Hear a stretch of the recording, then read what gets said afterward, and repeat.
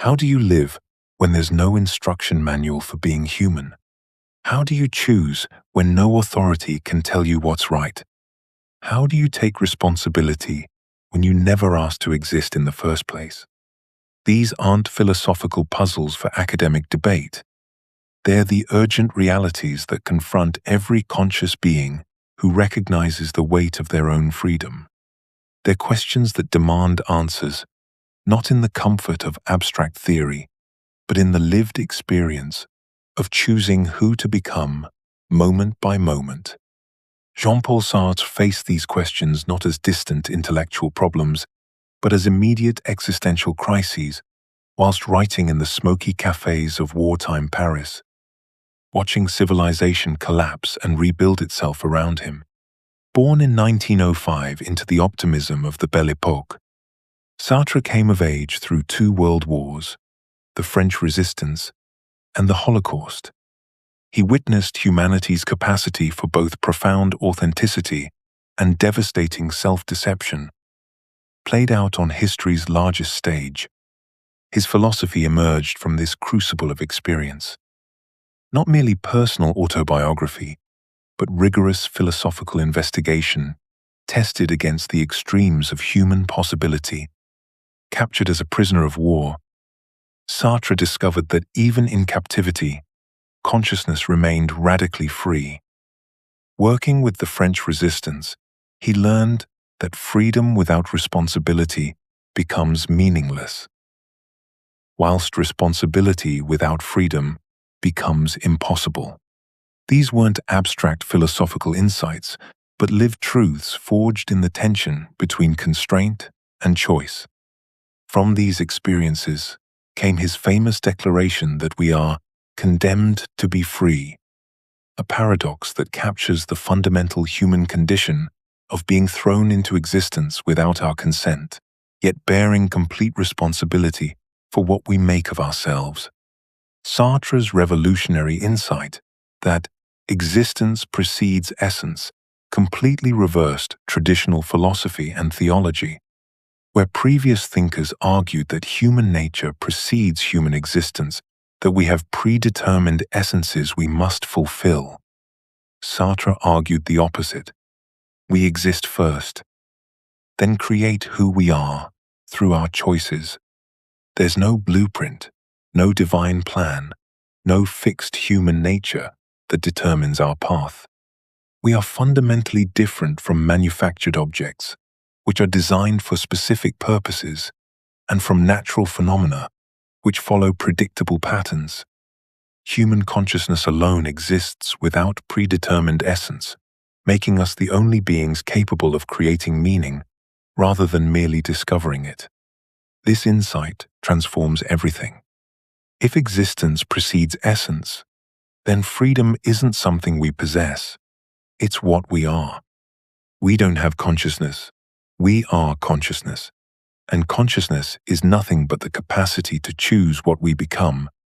This makes human beings the architects of their own reality, responsible not only for their individual choices, but for the values and meanings they create through those choices. Sartre's phenomenological investigations revealed that consciousness is always consciousness of something, always directed toward the world, always choosing its relationship to what it encounters. The architecture of Sartre's existentialist system connects individual consciousness to collective responsibility through the structure of human freedom itself. His ontology of being for itself and being in itself provides the foundation for understanding how consciousness relates to the world. His psychology of bad faith explains how we attempt to escape our freedom through self-deception. His ethics of authenticity shows how we can embrace our radical freedom responsibly. His politics of liberation demonstrates how individual authenticity connects to collective struggle against oppression.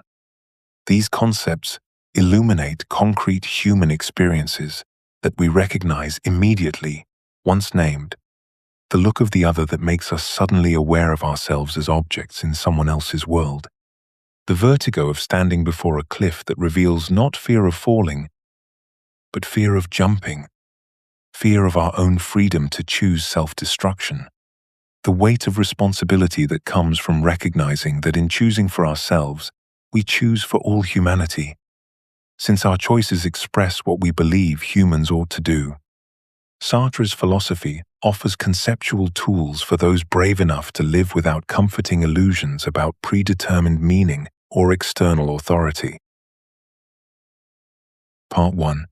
The fundamental structure of reality. Sartre begins Being and Nothingness with a fundamental ontological distinction that structures all reality.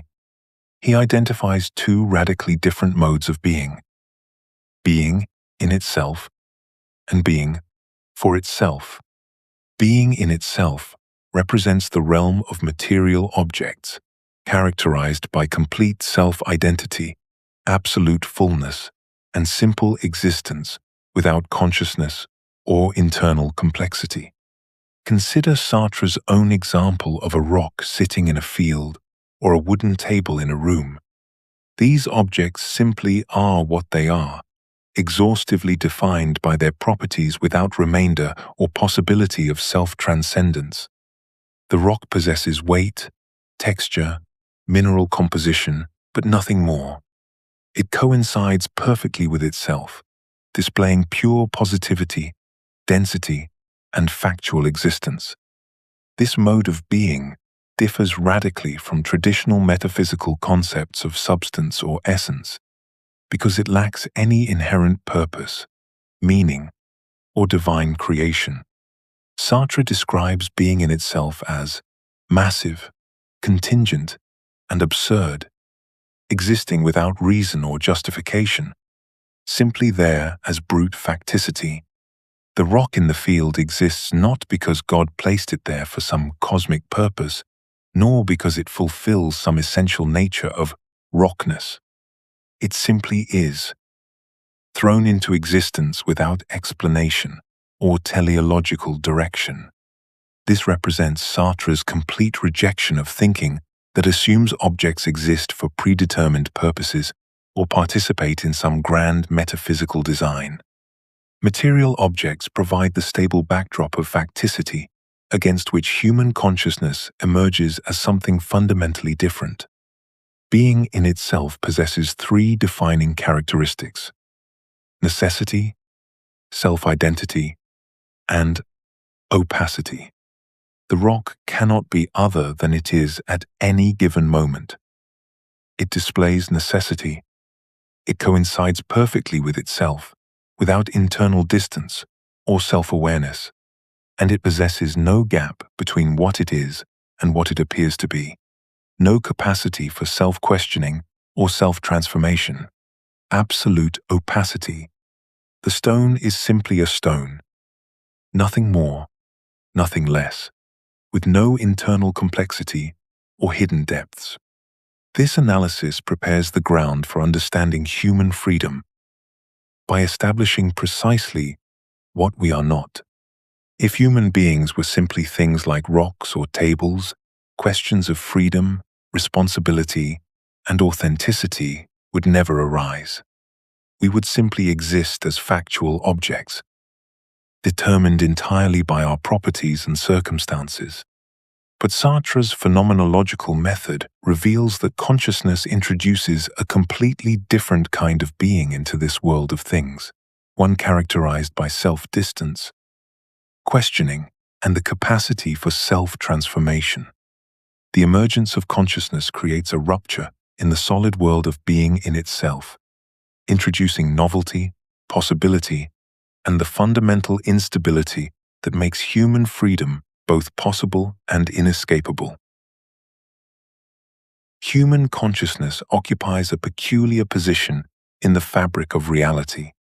Sartre designates this mode of existence as being for itself, être pour soi, distinguishing it fundamentally from the solid, self-identical existence of material objects. Where a stone simply is what it is, consciousness exists as a perpetual questioning of what it encounters, including itself.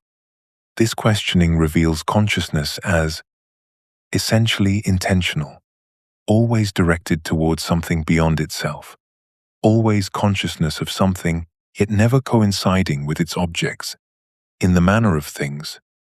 When consciousness attempts to grasp itself as an object of reflection, it discovers something remarkable. The very act of self-examination reveals that the examining consciousness always escapes the grasp of reflection.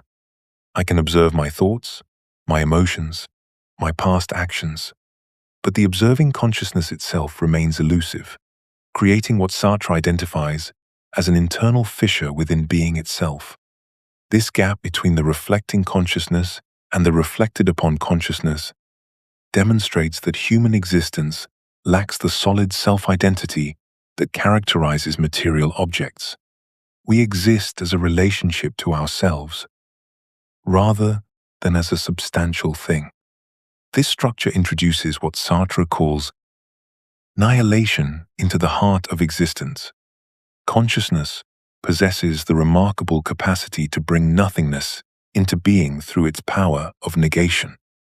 Consider Sartre's famous example of searching for Pierre in a cafe.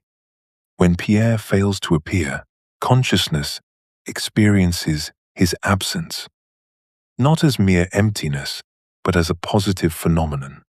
Pierre's not being there emerges as a concrete reality against the background of what is present. This capacity to negate, to say no to the given situation, to imagine alternatives to what exists, constitutes the ontological foundation of human freedom. Through questioning and negation, consciousness transcends whatever is immediately given. It refuses to be confined by present circumstances, instead opening possibilities that extend beyond the factual situation. This power of transcendence makes consciousness inherently unstable and self-surpassing.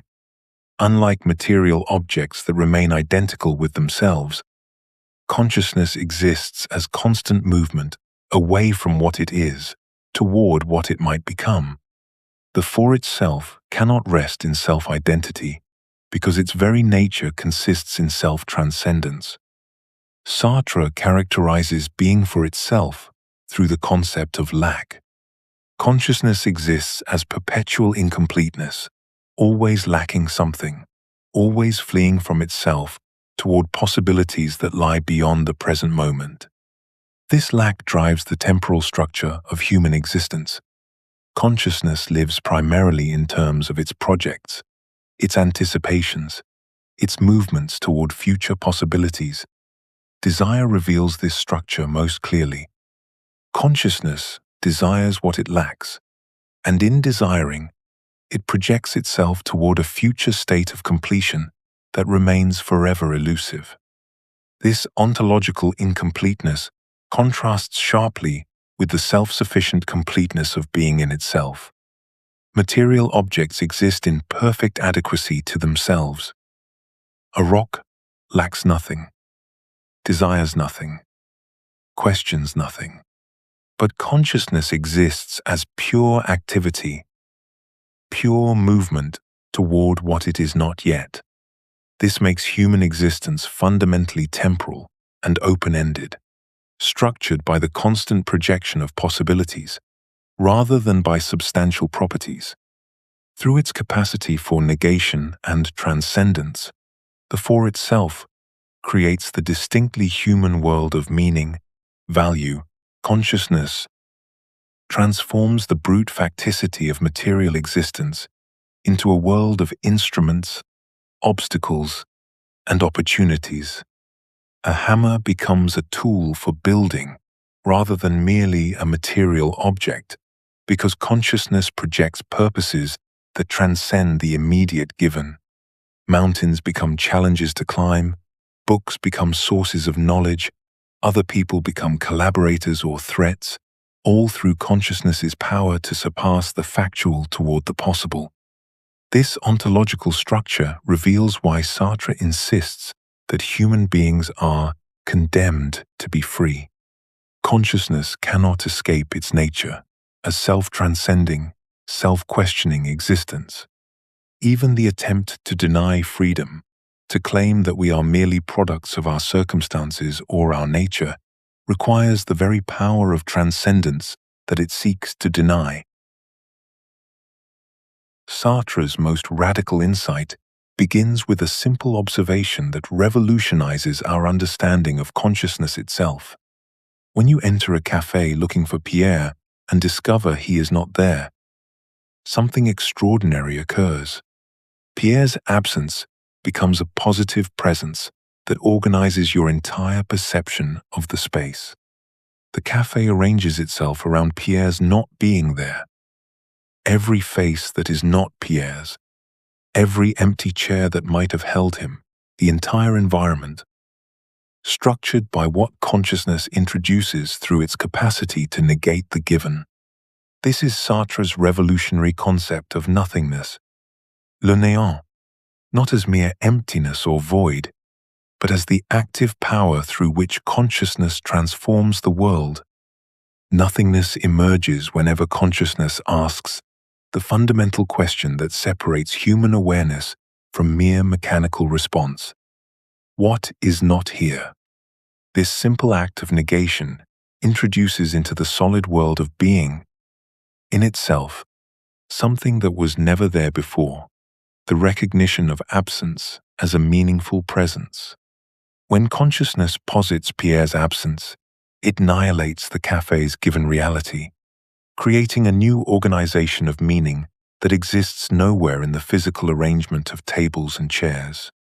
The absent Pierre becomes more present than any actual patron, demonstrating how consciousness actively brings nothingness into being through its capacity to say no to what exists. This annihilating power manifests most clearly in imagination, where consciousness reveals its ability to posit what is not the case. When you imagine your childhood home, you create an image of something that exists nowhere in present reality, neither in your current surroundings nor in the actual building that may have been demolished years ago. Consciousness transcends both present perception and past memory to create something entirely new, a meaningful presence of absence. This capacity to project beyond the given toward what is not yet real becomes the foundation of all human creativity, planning, and moral evaluation. The ontological significance of nothingness emerges when we recognize that this annihilating capacity is not something consciousness possesses, but what consciousness fundamentally is. Human awareness exists as the introduction of negation into the world of positive being. Unlike a stone, which simply is what it is, consciousness exists as the capacity to be what it is not, and to not be what it is. This creates the temporal structure of human existence. Consciousness relates to its past as what it no longer is, its present as what it is not yet fully, and its future as what it is not, but might become. Anguish reveals the deepest truth about nothingness and freedom.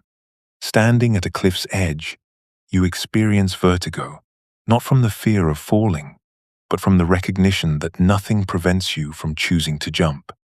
This dizzying realization that no external force, no essential nature, no predetermined path determines your action, exposes freedom as the fundamental structure of consciousness itself. You are condemned to be free precisely because consciousness exists as nothingness, as the capacity to annihilate any given situation and project toward alternatives that exist nowhere except in your choosing. This creates the human world of temporality, possibility, and value. Past, present, and future become meaningful only through consciousness's capacity to annihilate the present moment by relating it to what is no longer and what is not yet. A human life unfolds not as a series of present moments, but as the continuous projection of consciousness beyond itself toward possibilities that do not exist until they are chosen. We do not have freedom as a property we might exercise or ignore. We are freedom as the very structure of consciousness that introduces nothingness into being. This makes human existence fundamentally different from the being of things, creating both the terrible burden and the magnificent glory of self-creation through the annihilating power that defines our very being.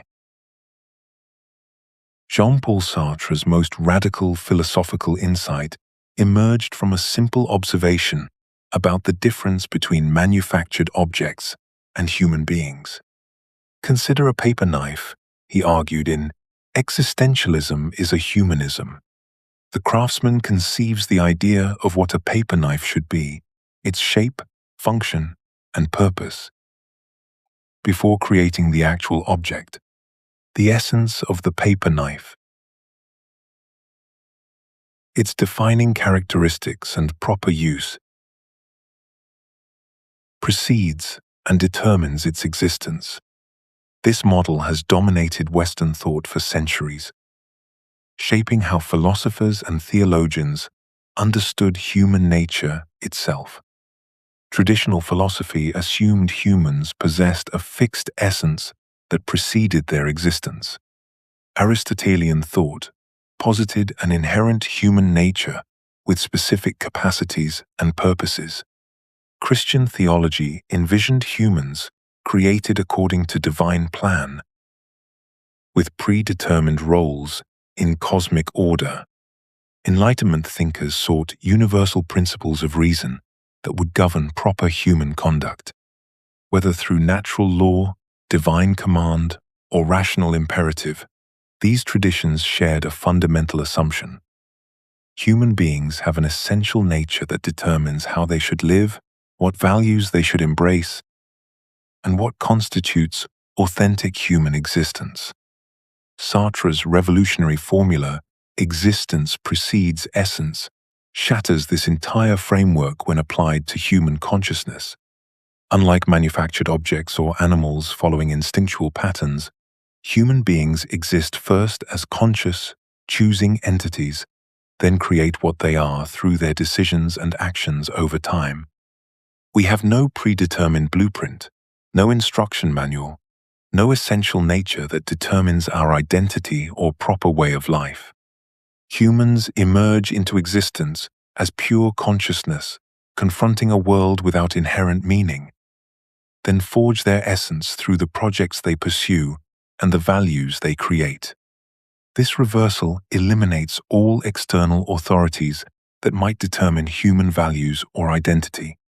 Appeals to God, nature, society, or universal reason as sources of predetermined meaning collapse under existentialist scrutiny. Sartre's famous declaration that if God does not exist, then everything is permitted captures not moral nihilism, but the recognition that humans must create their own values without external justification. No divine command, natural law, or rational principle can relieve us of the burden of choosing what human existence means. The formula, existence precedes essence, becomes the cornerstone of existentialist philosophy by placing radical freedom and absolute responsibility at the center of human existence. This explains why humans experience anguish when confronting fundamental choices. We recognize that our decisions create not only our individual identity, but contribute to defining what human existence can be. When we choose authenticity or bad faith, when we embrace freedom or flee into deterministic explanations, we shape the human image itself. In choosing for ourselves, Sartre argued, we choose for all humanity because our actions demonstrate what we believe human beings should become. This philosophical revolution makes human existence simultaneously more burdensome and more dignified than traditional thought assumed. We bear complete responsibility for what we make of ourselves, but this responsibility grants us unprecedented creative power over our own nature. Rather than discovering our predetermined essence or conforming to external standards, we become the authors of human meaning itself, writing the definition of what it means to be human through every choice we make. Part 2. The Phenomenology of Human Freedom. Human consciousness reveals itself most fundamentally through our capacity to choose not merely what to do, but who to become. When you select a career path, enter a relationship, or respond to a moral crisis, you are not simply following predetermined inclinations or social expectations. You are taking a stance on what kind of human being you want to be, creating your identity through the very act of choosing. Sartre's phenomenological analysis shows that even mundane decisions carry this weight of self-creation. The student choosing between literature and engineering is simultaneously choosing between different visions of human value, aesthetic sensitivity versus practical achievement. The lover deciding whether to commit is choosing not just a partner, but a model of what love means and how vulnerability should be embraced or avoided. Each choice expresses and simultaneously creates the self, rather than flowing from some pre-existing essence. This freedom extends far beyond individual decisions to encompass the very foundations of human existence. We choose not only our actions, but the criteria by which we evaluate those actions. The revolutionary cannot appeal to natural law. The believer cannot invoke divine command. The conformist cannot hide behind social expectation, RSA, because these supposed authorities gain their power only through our free decision to recognize them as authoritative. Sartre's radical insight is that human nature, God's will, and social roles become meaningful only when we choose to grant them meaning. The religious person freely chooses to interpret certain experiences as divine revelation. The patriot freely chooses to treat national identity as supremely important. The scientist freely chooses to value empirical evidence above other forms of knowledge. This makes freedom more radical than initially apparent. We are condemned to choose not only what to do, but the very standards that make our choices right or wrong. This recognition eliminates all external excuses and establishes absolute responsibility for our existence.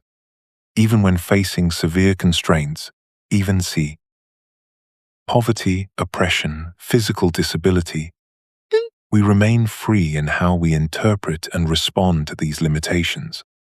The prisoner retains the freedom to choose dignity or despair, resistance or collaboration, hope or cynicism.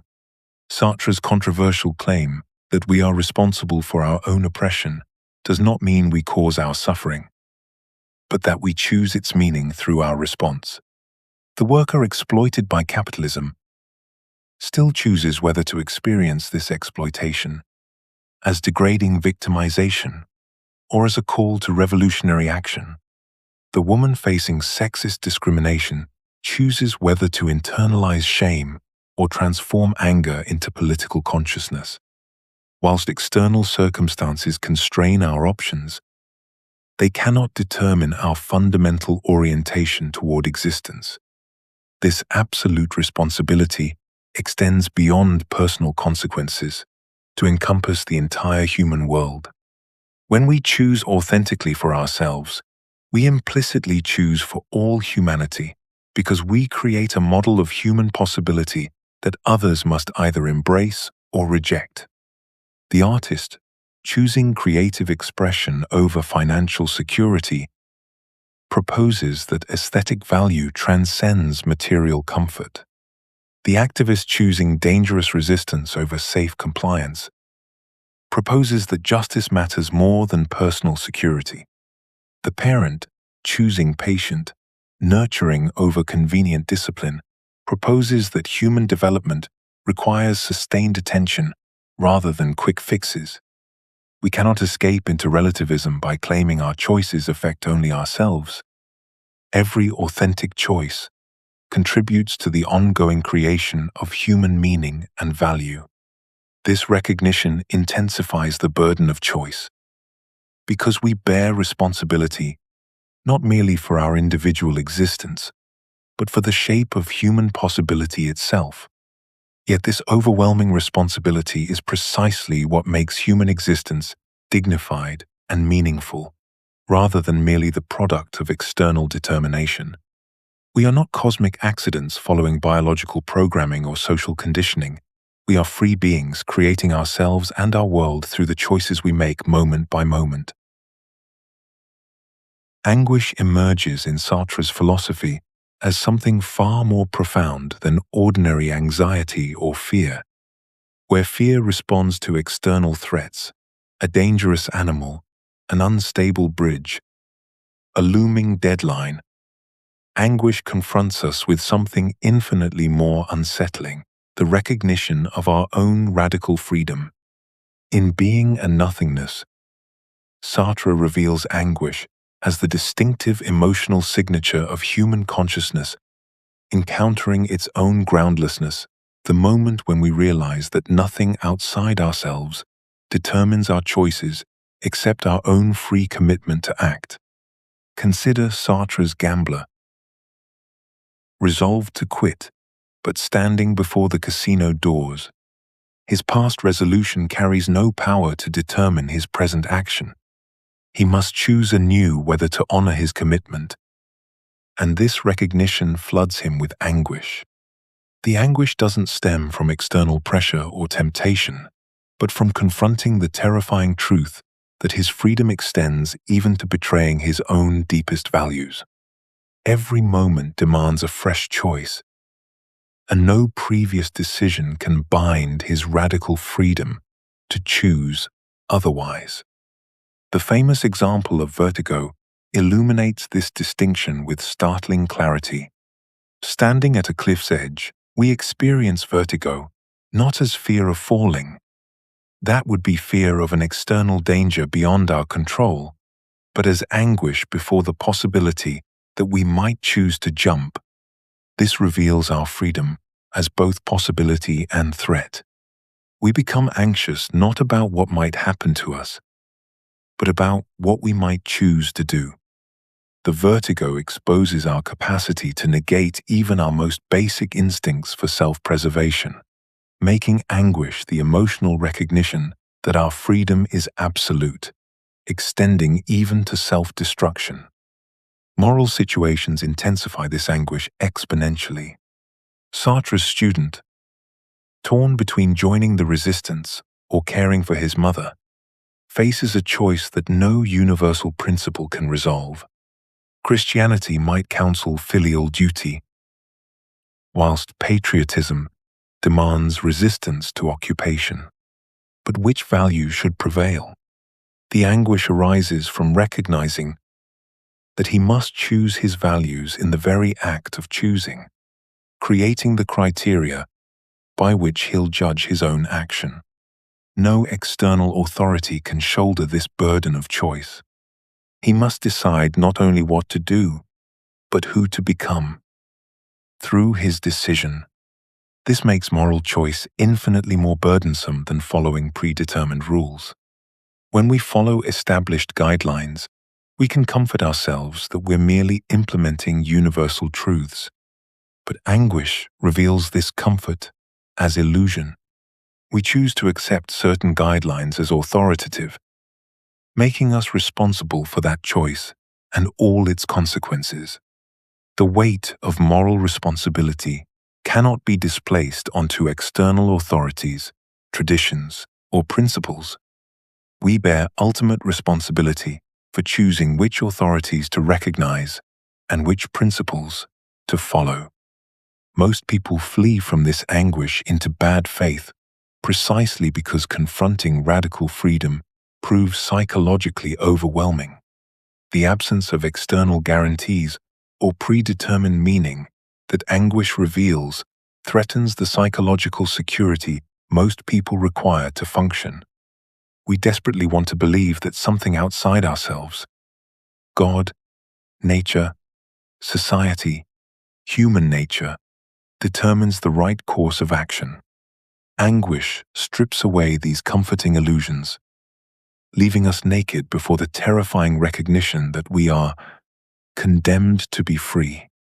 Yet Sartre insists that anguish is not pathological, but the normal emotional response to recognizing our ontological situation as free beings. Those who never experience anguish are likely living in bad faith, denying their freedom through elaborate self-deceptions. The absence of anguish signals not mental health, but existential dishonesty. Whilst anguish is uncomfortable, it serves as the sign of authentic existence, the emotional proof that we're confronting, rather than evading the fundamental truth of human freedom. The radical freedom Sartre proclaims appears to collapse under the weight of obvious constraints. We cannot simply choose to be born in different circumstances, inhabit different bodies, or escape the historical moment into which we are thrown. This apparent contradiction dissolves when we grasp Sartre's concept of facticity, given, the totality of given elements that form the concrete situation within which our freedom operates. Facticity encompasses everything that simply is, without our choosing. Our birth circumstances, physical embodiment, historical period, past actions that have crystallized into facts, and the immediate material conditions surrounding us. These elements constitute what Sartre calls our situation, not as external obstacles blocking our path, but as the very ground upon which freedom discovers itself and defines its possibilities. The crucial insight emerges when we recognize that facticity does not limit freedom, but provides the necessary resistance against which freedom defines itself. Sartre's metaphor of the rock climber illuminates this relationship perfectly. The mountain's steepness, the weather conditions, the climber's physical capabilities, these factual elements do not objectively determine whether the climb is difficult. The mountain becomes an obstacle, a challenge, or an impossibility only in relation to the climber's freely chosen project of reaching the summit. Without the mountain's resistance, there would be no climbing at all. The rock face that frustrates the climber's progress simultaneously enables the very possibility of mountaineering. Our factual circumstances operate identically. They both constrain and enable our possibilities, but they never determine our response to them. This dialectical relationship reveals itself most clearly when we examine how identical factual situations can be experienced entirely differently depending on our projects and choices. Physical disability becomes a devastating limitation only in relation to certain freely chosen goals, whilst potentially opening entirely different possibilities that able-bodied individuals cannot access. Poverty constrains certain life paths, whilst creating others. The impoverished artist may discover creative resources unavailable to those cushioned by wealth. Our factual situation gains meaning only through our free interpretation and response to it. The circumstances themselves remain mute until we project our possibilities against them, choose our attitude toward them, decide what significance they will hold in our life story. Yet our freedom never operates in abstract isolation. It always works through and within the concrete constraints of our particular situation. This generates what Sartre calls our thrownness into existence. We find ourselves already embedded in circumstances we never chose, carrying bodies we did not select, born into historical moments beyond our control. We are literally thrown into being without consultation or consent. Yet this thrownness does not diminish our freedom.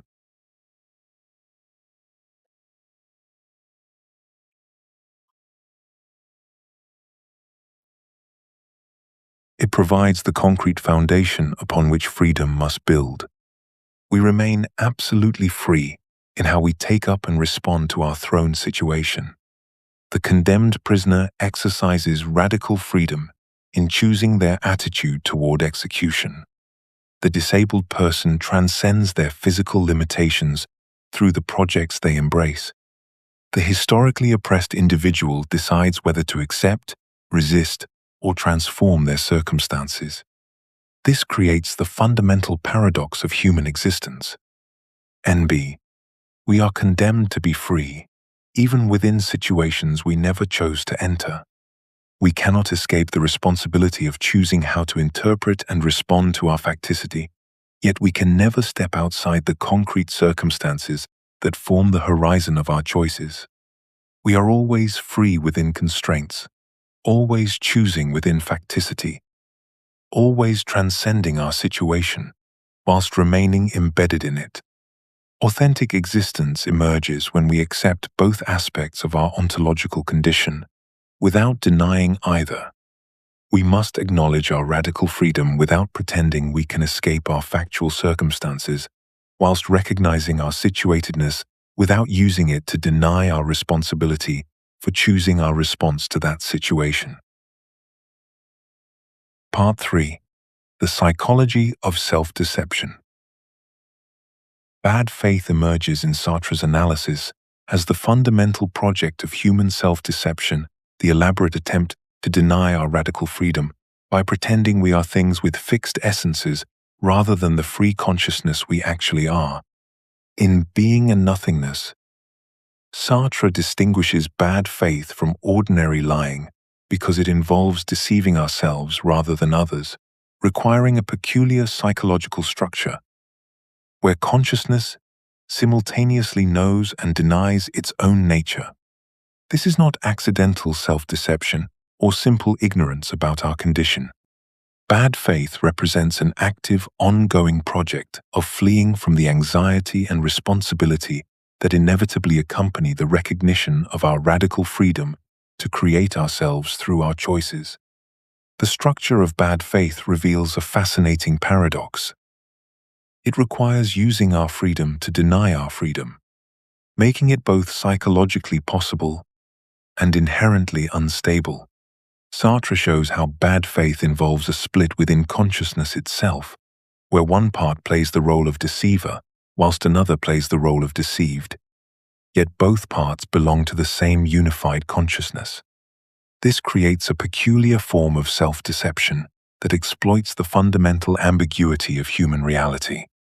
We are neither pure consciousness nor mere physical things, but rather the unstable synthesis of both dimensions. Bad faith works by emphasizing one aspect of our existence while systematically denying the other, allowing us to treat ourselves as objects when it suits our purposes. This self-objectification manifests most clearly in our attempts to treat ourselves as beings with predetermined essences that determine our behavior.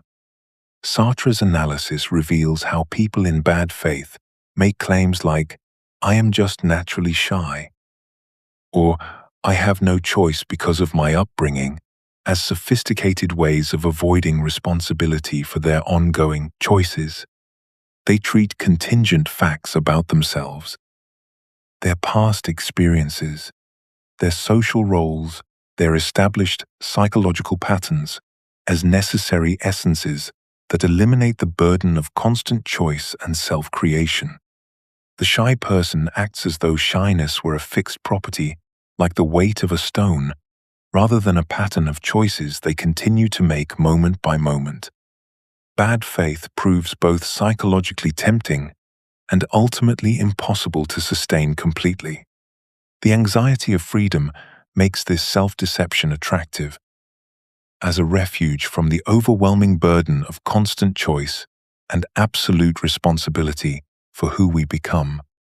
Bad faith offers the false security of pretending we have fixed natures like objects do, that our behavior flows inevitably from our essence, rather than from our continuous acts of self-creation. Yet this refuge remains fundamentally unstable, because consciousness cannot completely escape its nature as free, self-transcending existence. The very effort to deny our freedom paradoxically reveals freedom at work. We must choose to deny choice, must freely adopt the project of unfreedom. This internal contradiction ensures that bad faith can never achieve the complete self-deception it seeks, remaining instead a constant struggle against our own ontological condition as radically free beings condemned to create ourselves through every choice we make.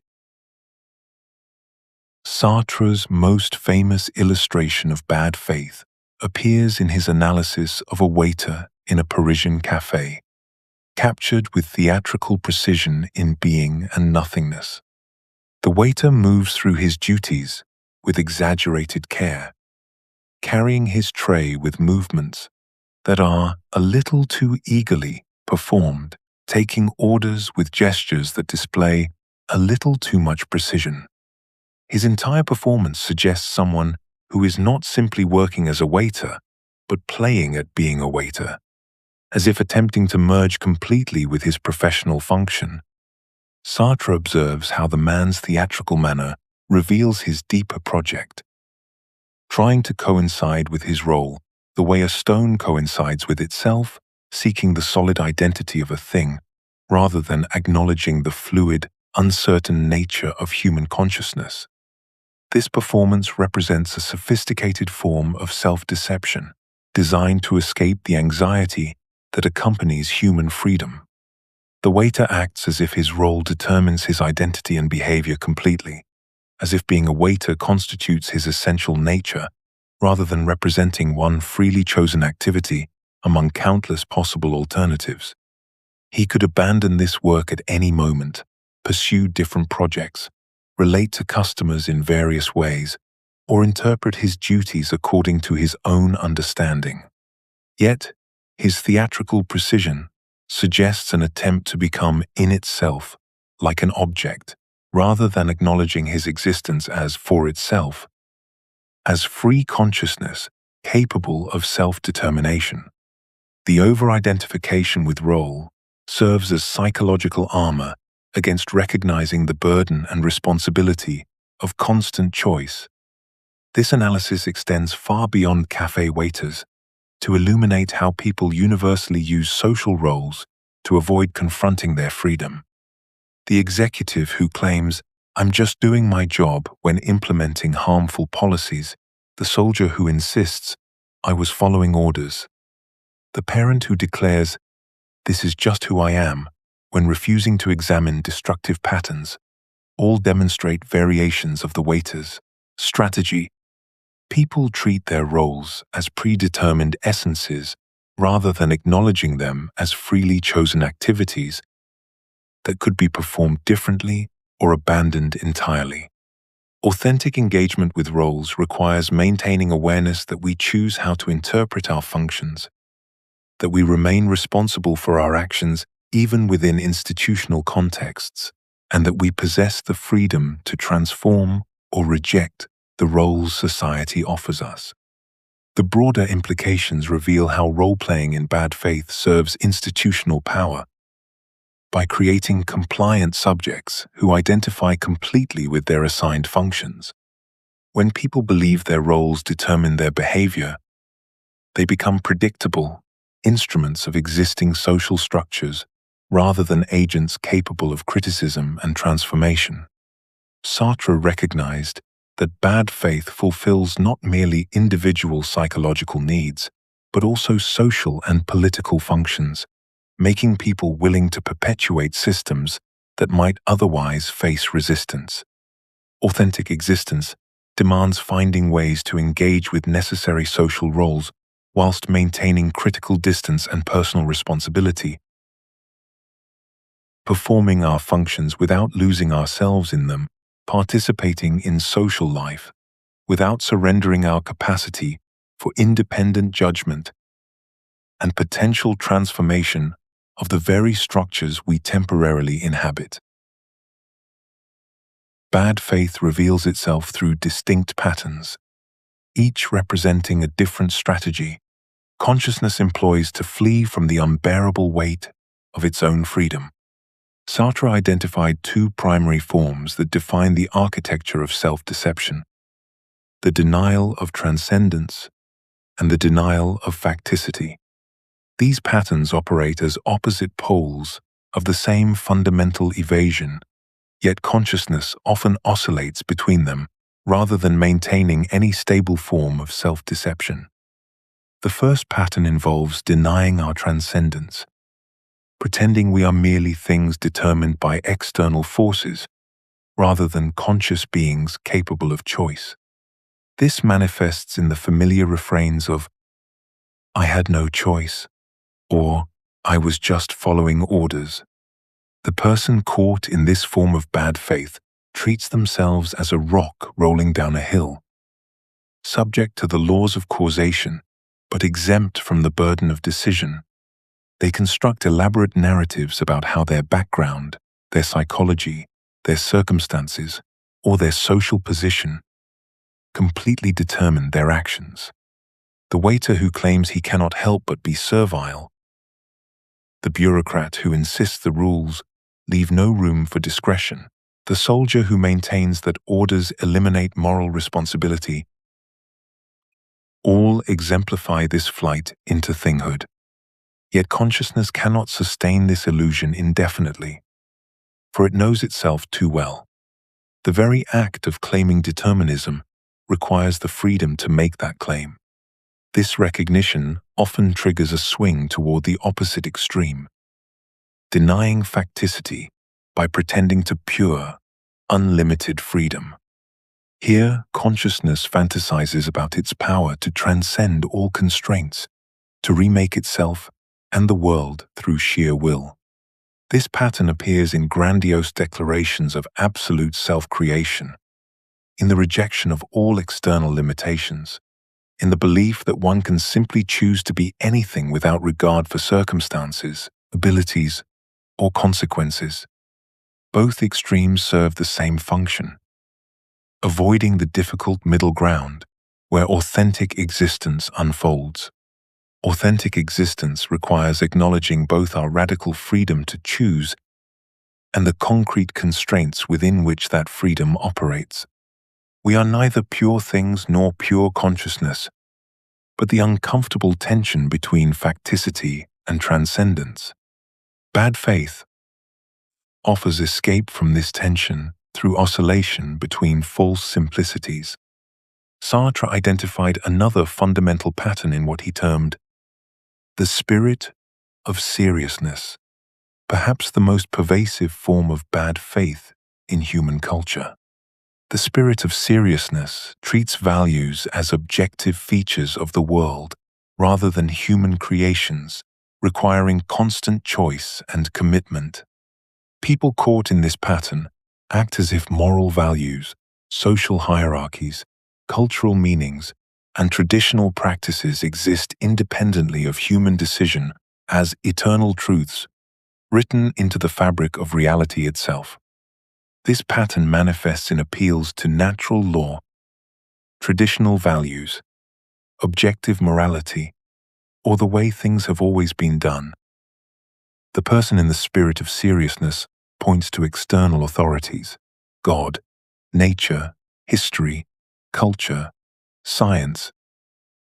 They experience profound relief in discovering that their deepest commitments are not really theirs at all, but simply recognition of pre-existing truths. The conservative who claims traditional gender roles reflect natural law, the progressive who insists their political positions follow from objective moral facts, the scientist who treats methodological assumptions as neutral discoveries about reality, all participate in this fundamental evasion. The spirit of seriousness provides false security by transforming human creations into unchangeable givens. It allows people to commit passionately to causes, whilst avoiding responsibility for that commitment. They need not agonize over whether their values are correct, need not face the possibility that their deepest convictions might be wrong, need not confront the vertigo of choosing their fundamental orientation toward existence. The values simply are, demanding recognition rather than creation. Sartre's analysis of emotional bad faith reveals yet another sophisticated pattern of escape. Emotions serve as magical transformations of the world when action becomes too difficult or threatening. Part 4. The Encounter with Others. Sartre's analysis of the look in Being and Nothingness reveals the most fundamental encounter with another consciousness, not through philosophical argument or empathetic understanding, but through the immediate, visceral experience of being seen. He presents us with a concrete scenario.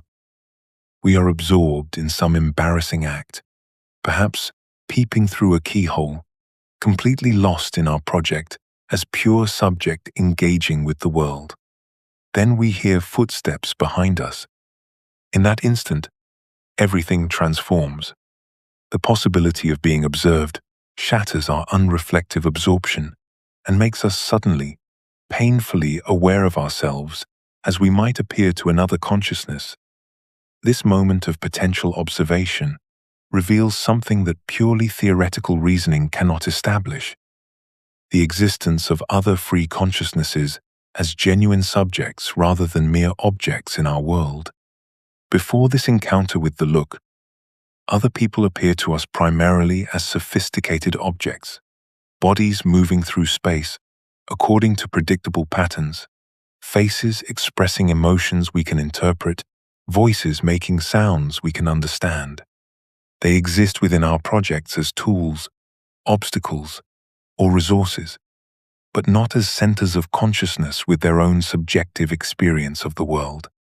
The look transforms this entirely by revealing that the other person exists as a subject with their own projects, judgments, and freedom to constitute us as an object within their world. We cannot prove the existence of other minds through philosophical argument. Nay, the problem of other minds has plagued philosophy for centuries. But the look provides immediate, undeniable evidence of other subjectivity. When we experience ourselves as potentially seen, we implicitly recognize that there exists another consciousness capable of judgment, evaluation, and objectification. This recognition manifests most clearly in the emotion of shame, and not merely embarrassment about being caught in a particular act, but the ontological recognition that we exist simultaneously as subject for ourselves and object for others. Shame reveals the unstable, dialectical nature of human existence. We cannot be purely subject or purely object, but must live the tension between these two modes of being. When we feel shame under the look, we experience ourselves as we imagine we appear to the other, while remaining conscious of our own subjectivity and freedom. The look introduces conflict into the very heart of human relations by revealing that each consciousness attempts to maintain its subjectivity while making the other an object. The fundamental structure of interpersonal relations involves each person trying to avoid being reduced to an object in the other's world while simultaneously objectifying the other. This creates an inherent tension that cannot be permanently resolved through good intentions or mutual understanding. Each consciousness experiences its own freedom as absolute, while encountering the other's freedom as a limitation and threat to its own projects. This conflict is not accidental or pathological, but built into the ontological structure of relations between free consciousnesses. When Sartre declares that hell is other people, he captures this fundamental tension.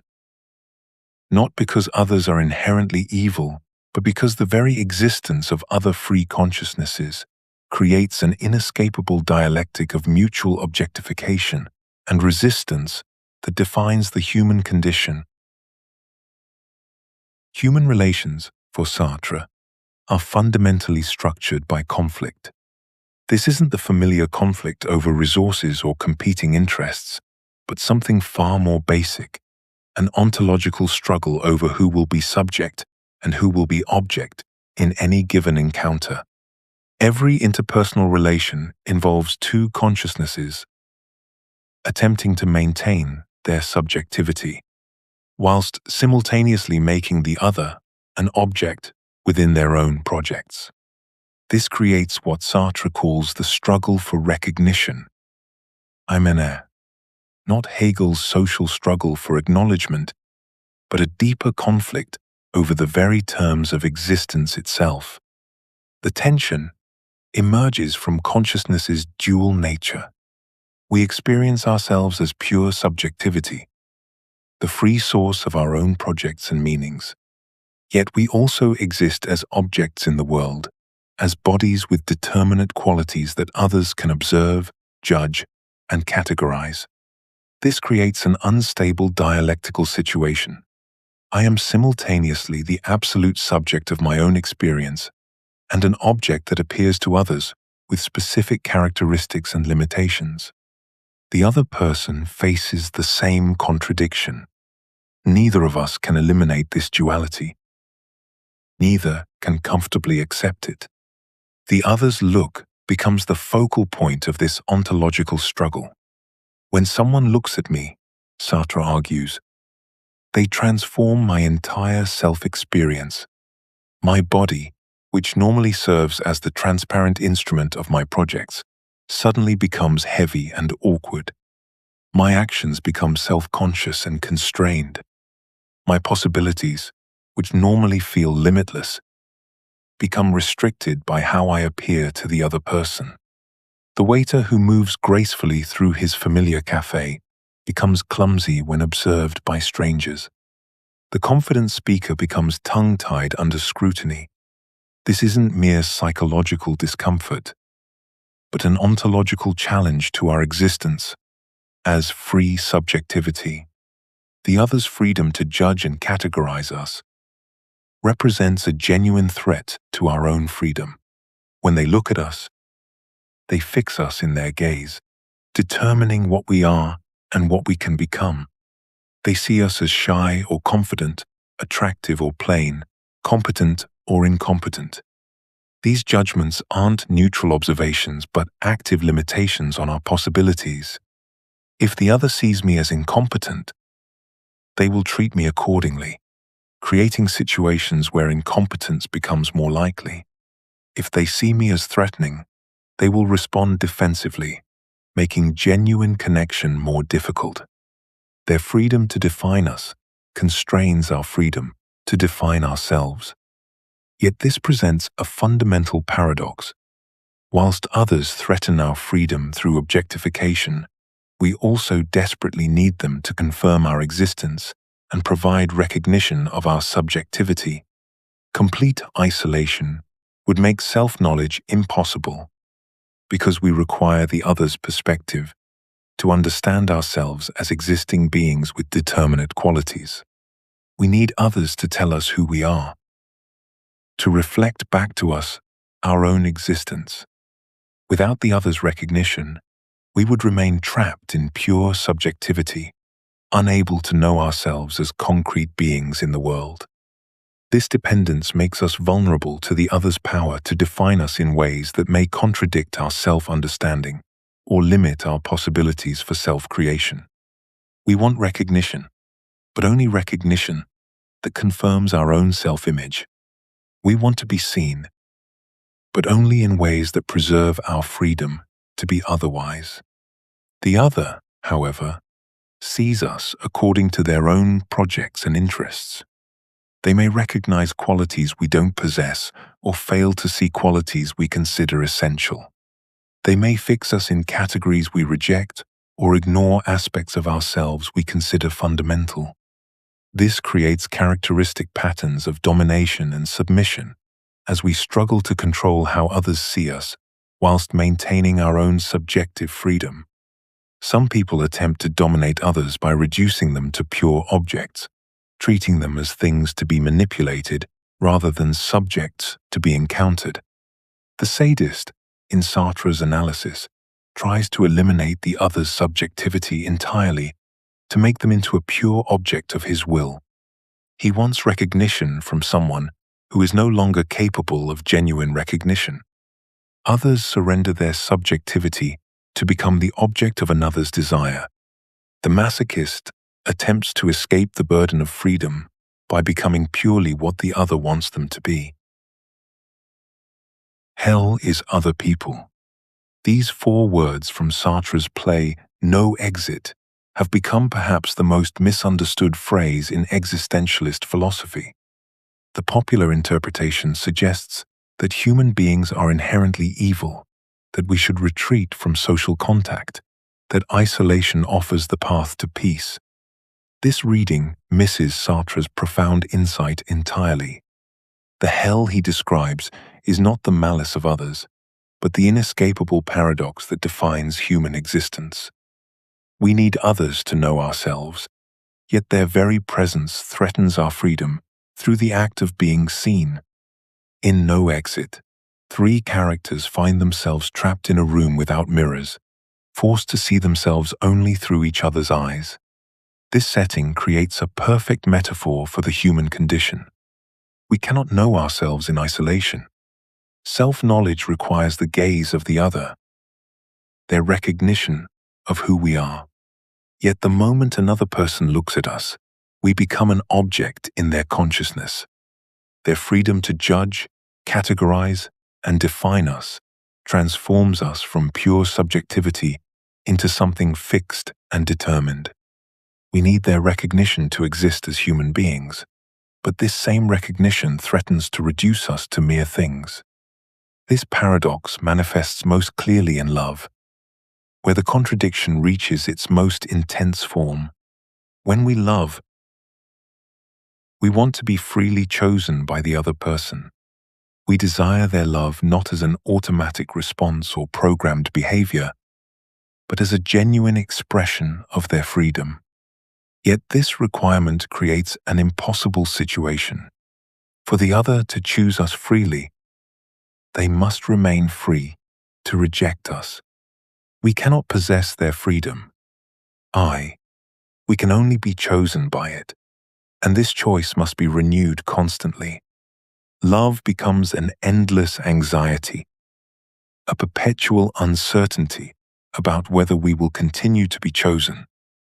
The beloved's freedom is simultaneously what makes their love valuable and what makes it terrifyingly insecure. We cannot force someone to love us without destroying the very thing we seek. Manipulation, control, emotional blackmail, a lever. These strategies may secure certain behaviors, but they eliminate the freedom that makes love meaningful. The person who loves us only because we have coerced them into it offers us nothing we actually want. Yet, without such control, we remain vulnerable to their changing feelings, their evolving desires, their fundamental freedom to choose differently. Sartre identifies 2 primary strategies people use to escape this dialectical tension between subject and object, both of which represent forms of bad faith. Sadism attempts to reduce the other to a pure object, eliminating their threatening subjectivity entirely. The sadist seeks to possess the other completely, to transform them into a thing that cannot judge, cannot choose, cannot threaten through their freedom. By destroying the other's subjectivity, the sadist hopes to eliminate the anxiety of being seen and judged. Masochism pursues the opposite strategy, surrendering one's own subjectivity to become a pure object for the other. The masochist attempts to escape the burden of freedom by transforming themselves into a thing, allowing the other to define them completely. This eliminates the anxiety of choice and responsibility by placing all agency in the hands of another person. Both strategies ultimately fail because they attempt to eliminate the very freedom and subjectivity that makes human relations meaningful. The sadist discovers that possessing a pure object offers no satisfaction, that what they actually desired was recognition from another free consciousness, not domination over a thing. The masochist finds that surrendering subjectivity does not eliminate it.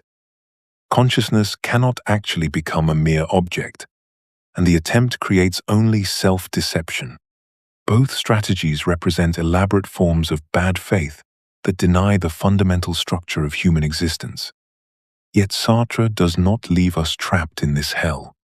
Authentic human relations remain possible through what he calls reciprocal recognition. 70ch. Acknowledging the other as a free consciousness whilst maintaining our own subjectivity. This requires accepting the permanent tension between our need for others and the threat their freedom poses to our security. Part 5. The Ethics of Authenticity. Traditional ethics assumes that moral values exist independently of human choice, waiting to be discovered through reason, revelation, or intuition. Whether derived from divine command, natural law, or universal principles, these approaches treat values as objective features of reality that should guide human action. Sartre's existentialism shatters this comfortable illusion by revealing a more unsettling truth. Humans create values through their free choices rather than discovering pre-existing moral truths. This places us beyond good and evil in Nietzsche's radical sense, not because morality becomes meaningless, but because we must create moral meaning through our choices, rather than following predetermined rules. The implications of this insight transform our understanding of moral responsibility entirely. When Sartre presents his famous example of a young man torn between joining the resistance or caring for his mother, he demonstrates that no objective moral principle can resolve this dilemma. We cannot appeal to duty, consequences, or virtue to determine the right choice, because our decision to recognize these frameworks as authoritative is itself a free choice for which we are responsible. Every choice implicitly creates a value judgment about what is worth pursuing or avoiding. In choosing personal loyalty over political commitment, or political commitment over personal loyalty, we do not simply follow pre-existing values. Amen. We create and affirm certain values about human existence, relationships, and responsibility. This revelation eliminates appeals to external authorities as justifications for our moral choices, whilst simultaneously increasing rather than decreasing our ethical responsibility. We cannot escape moral responsibility by claiming to follow God's commands, natural law, social conventions, or universal principles because our decision to recognize these as authoritative is itself a free choice. Sartre shows us that we are responsible not only for our individual actions, but for the values we create and promote through our choices. Even choosing not to choose expresses certain values about human existence. Perhaps that avoiding responsibility is more important than engaging with the world's moral complexity. From this analysis emerges authenticity as the fundamental ethical criterion of existentialist philosophy.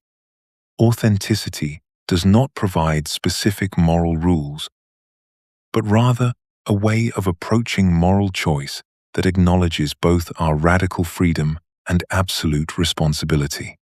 Authentic choice involves accepting the anxiety and uncertainty come with creating values rather than following them. It demands that we choose in full recognition of our freedom, responsibility, and the groundlessness of our values. This makes existentialist ethics more demanding than traditional morality, because it offers no external guarantees or predetermined guidelines for human action. We must choose without the comfort of knowing that our choices align with objective moral truth, accepting instead that we create moral truth through the very act of choosing. Sartre makes a startling claim in Existentialism is a Humanism that cuts against the grain of his philosophy's individualistic reputation. When we choose authentically for ourselves, he argues, we simultaneously choose for all humanity. This assertion seems paradoxical, given existentialism's relentless emphasis on individual freedom and its rejection of universal human nature. How can a philosophy that insists we are condemned to be free and must create our own values suddenly impose universal implications on our personal choices. The key lies in recognizing what we share despite having no predetermined essence. Whilst we possess no fixed human nature that dictates our choices, we all confront the same fundamental condition, the necessity of choosing without ultimate justification. Every human being faces the burden of creating meaning in a universe that offers no ready-made purposes. This shared predicament of radical freedom means that when we choose authentically, we demonstrate how human freedom can be exercised in concrete situations. Our individual choices become examples of human possibility that others must reckon with.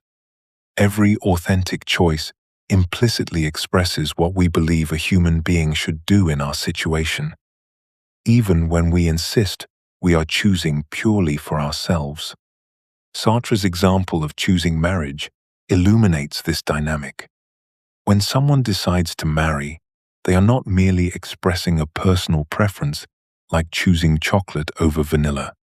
They are making a judgment that marriage represents a valuable way for human beings to relate to each other.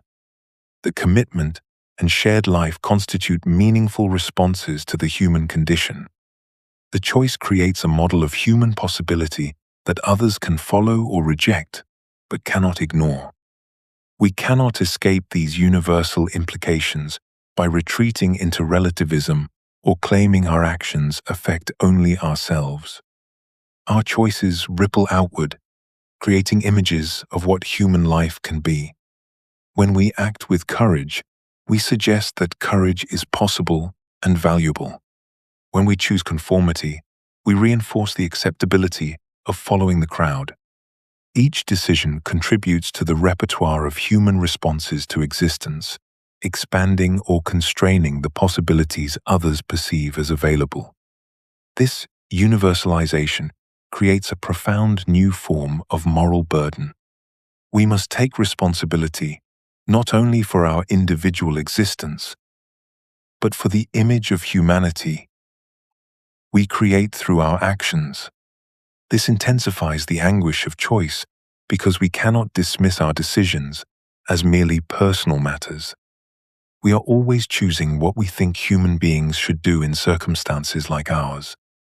The weight of this recognition transforms every significant choice into a moment of moral creation that extends far beyond our private sphere. The businessman who chooses profit over workers' welfare is not simply making a business decision, but expressing a vision of what human relationships should be.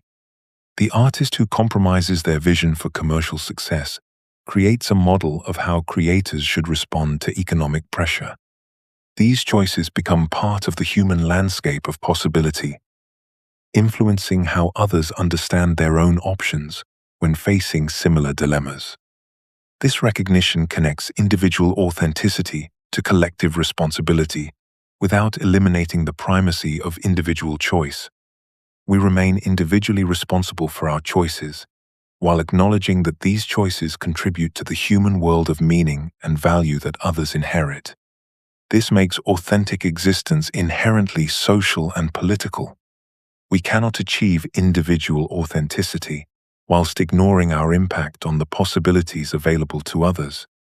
Sartre's insight reveals how personal authenticity necessarily leads to concern for collective human liberation. If our individual choices create models of human possibility, then we have a stake in ensuring that others have genuine opportunities to choose authentically.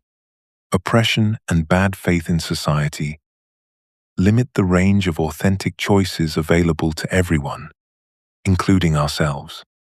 The recognition that we choose for all humanity becomes a bridge between existentialist ethics and political engagement, showing how the pursuit of individual authenticity demands attention to the social conditions that enable or constrain authentic choice for all. Authenticity emerges from Sartre's existentialist framework as the fundamental ethical response to our ontological condition. To live authentically means choosing in full recognition of our radical freedom, our facticity, and our complete responsibility for what we become, whilst refusing the comfortable escape routes of bad faith and self-deception. Authenticity is not a destination to reach, but an ongoing project of honest self-creation that must be renewed with each choice we make. The authentic person accepts both their radical freedom to create themselves and the concrete constraints within which this self-creation must occur, denying neither the dizzying openness of human existence nor the factual limitations that shape our situation. This recognition transforms how we understand human identity. Authentic self-creation involves taking full responsibility for who we become through our choices, whilst acknowledging that this self-creation has no ultimate foundation or external guarantee.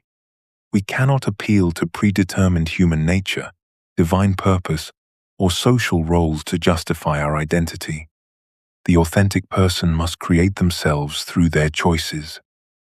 Whilst accepting that this creation is groundless and uncertain, Sartre reveals that authenticity requires living with the anxiety that comes from recognizing we are entirely responsible for what we make of ourselves without the comfort of believing our identity is given or guaranteed by forces beyond our control.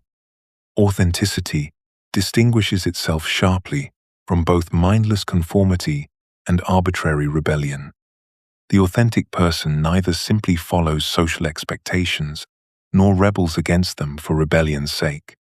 Instead, authenticity requires honest engagement with our concrete situation, choosing our response based on our own projects and values, whilst acknowledging the consequences of our choices.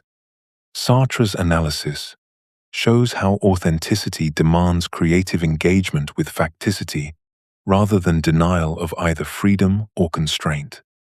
The authentic person works within their situation to create meaning and direction, neither accepting everything uncritically nor rejecting everything thoughtlessly.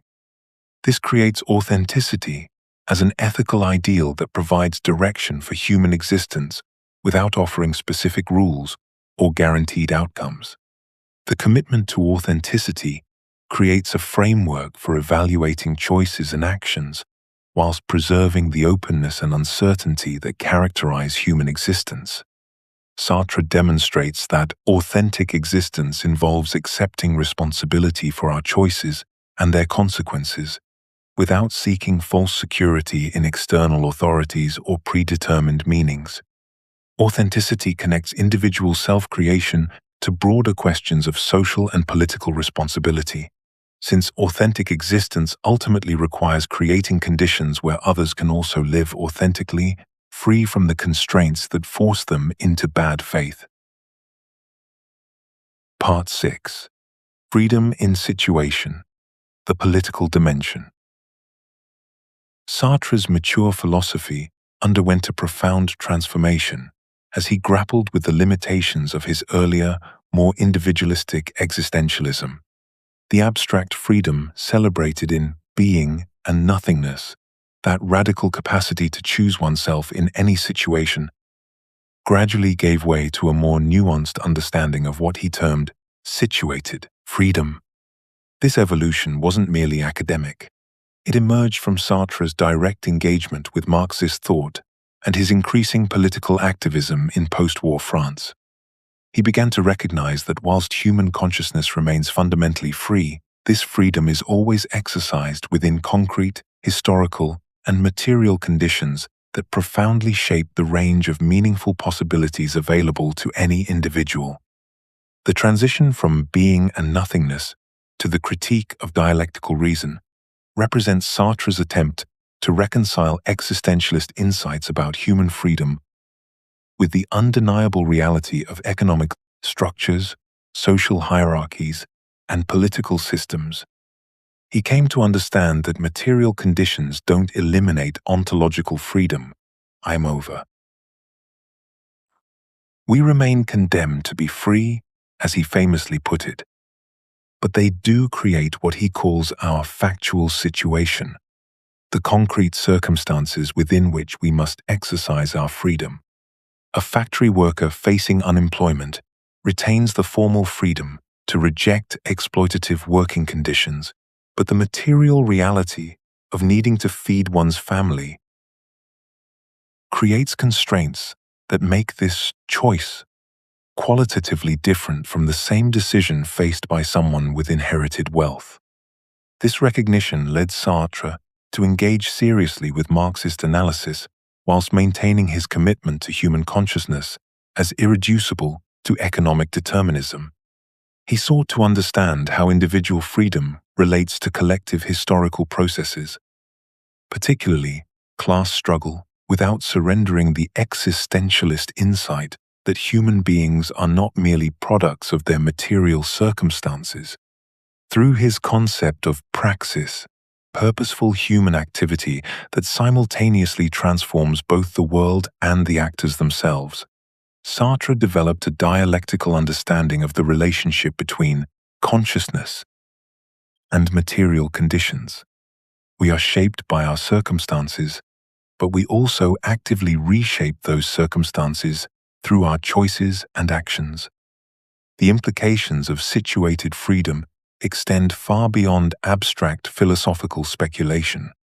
Sartre came to see that authentic existence requires not just individual commitment to freedom, but collective action to transform oppressive social structures.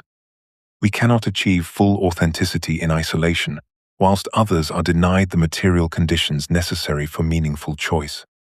This insight made political engagement not merely an optional expression of personal values, but a necessary dimension of authentic existence itself. The recognition that freedom is always situated. Freedom transforms existentialist ethics from individual self-creation into a project of collective liberation. Sartre's encounter with Nazi occupation transformed his understanding of human freedom from philosophical abstraction into lived reality. Watching his country subjugated, witnessing friends disappear into concentration camps, joining the resistance, these experiences forced him to confront a fundamental paradox. Human beings remain ontologically free, even under the most brutal oppression, yet their concrete possibilities for authentic existence can be systematically destroyed. Oppression, in existentialist terms, represents the deliberate attempt to deny or severely constrain the freedom of others through violence, ideology, and material deprivation. It operates not merely through external coercion, but by encouraging bad faith in both oppressor and oppressed, making unjust power relations appear natural and unchangeable. The oppressed face a cruel double bind that reveals the complex relationship between ontological and concrete freedom. They cannot escape their fundamental nature as conscious beings capable of choice. Even under torture, one chooses whether to speak or remain silent. Yet their material circumstances and ideological conditioning severely limit their possibilities for authentic self-creation. Sartre's analysis of colonialism demonstrates this mechanism with devastating clarity. Colonial subjects remain free in their being for itself, but the colonial system works systematically to convince them that their subjugation reflects natural inferiority rather than human-created injustice. 小于静好令 5# is greater than the colonizer simultaneously believes in his own natural superiority, adopting bad faith to avoid confronting the violence and arbitrariness underlying his privileged position. This ideological dimension proves crucial to understanding how oppression maintains itself across generations. Racism, sexism, and class ideology function by treating socially constructed differences as natural essences that justify unequal treatment and limited opportunities. In Anti-Semite and Jew, Sartre reveals how oppressive ideologies create false identities for both parties. The anti-Semite adopts a passionate commitment to his superiority that protects him from acknowledging his own freedom and responsibility for creating meaning. Meanwhile, the Jewish person may internalize these imposed categories, seeing himself through the oppressor's eyes rather than claiming his authentic selfhood. Both become trapped in bad faith, the oppressor denying his freedom to choose differently, the oppressed denying his freedom to reject imposed definitions. These psychological mechanisms interweave with material structures to create systems of domination that appear inevitable whilst remaining entirely human creations. Oppressive societies succeed by making their victims complicit in their own subjugation, encouraging them to adopt the oppressor's perspective as their own. A working-class person learns to see himself as naturally suited only for manual labor. A woman internalizes beliefs about her intellectual limitations. A racial minority accepts stereotypes about their character and capabilities. Each case represents a tragedy of freedom denied, seen not through external force alone, but through the more insidious process of teaching people to deny their own possibilities. Understanding oppression requires analyzing both its material structures and psychological effects on consciousness. Neither economic exploitation nor ideological manipulation alone explains how systems of domination maintain themselves. Rather, they work together to create what Sartre calls pratico-inert structures, human creations that take on the appearance of natural facts and constrain future human action. Liberation, therefore, demands both changing material conditions and transforming consciousness. Individual authenticity without collective action leaves oppressive structures intact. Political revolution without personal transformation merely replaces one form of bad faith with another. Sartre's wartime experience taught him that individual authenticity and collective liberation are inseparably connected. One cannot achieve authentic existence whilst others remain oppressed, because oppression corrupts the freedom of oppressor and oppressed alike. The fascist denies his freedom by claiming to serve natural law or historical necessity. The collaborator denies his freedom by claiming he has no choice. Even the passive bystander denies his freedom by pretending that injustice is none of his concern. Revolutionary praxis emerges as the natural culmination of Sartre's existentialist philosophy, transforming individual recognition of freedom into collective struggle for liberation. In his monumental critique of dialectical reason, Sartre demonstrates that authentic existence cannot remain a solitary achievement when others remain trapped in oppressive situations that deny their fundamental freedom.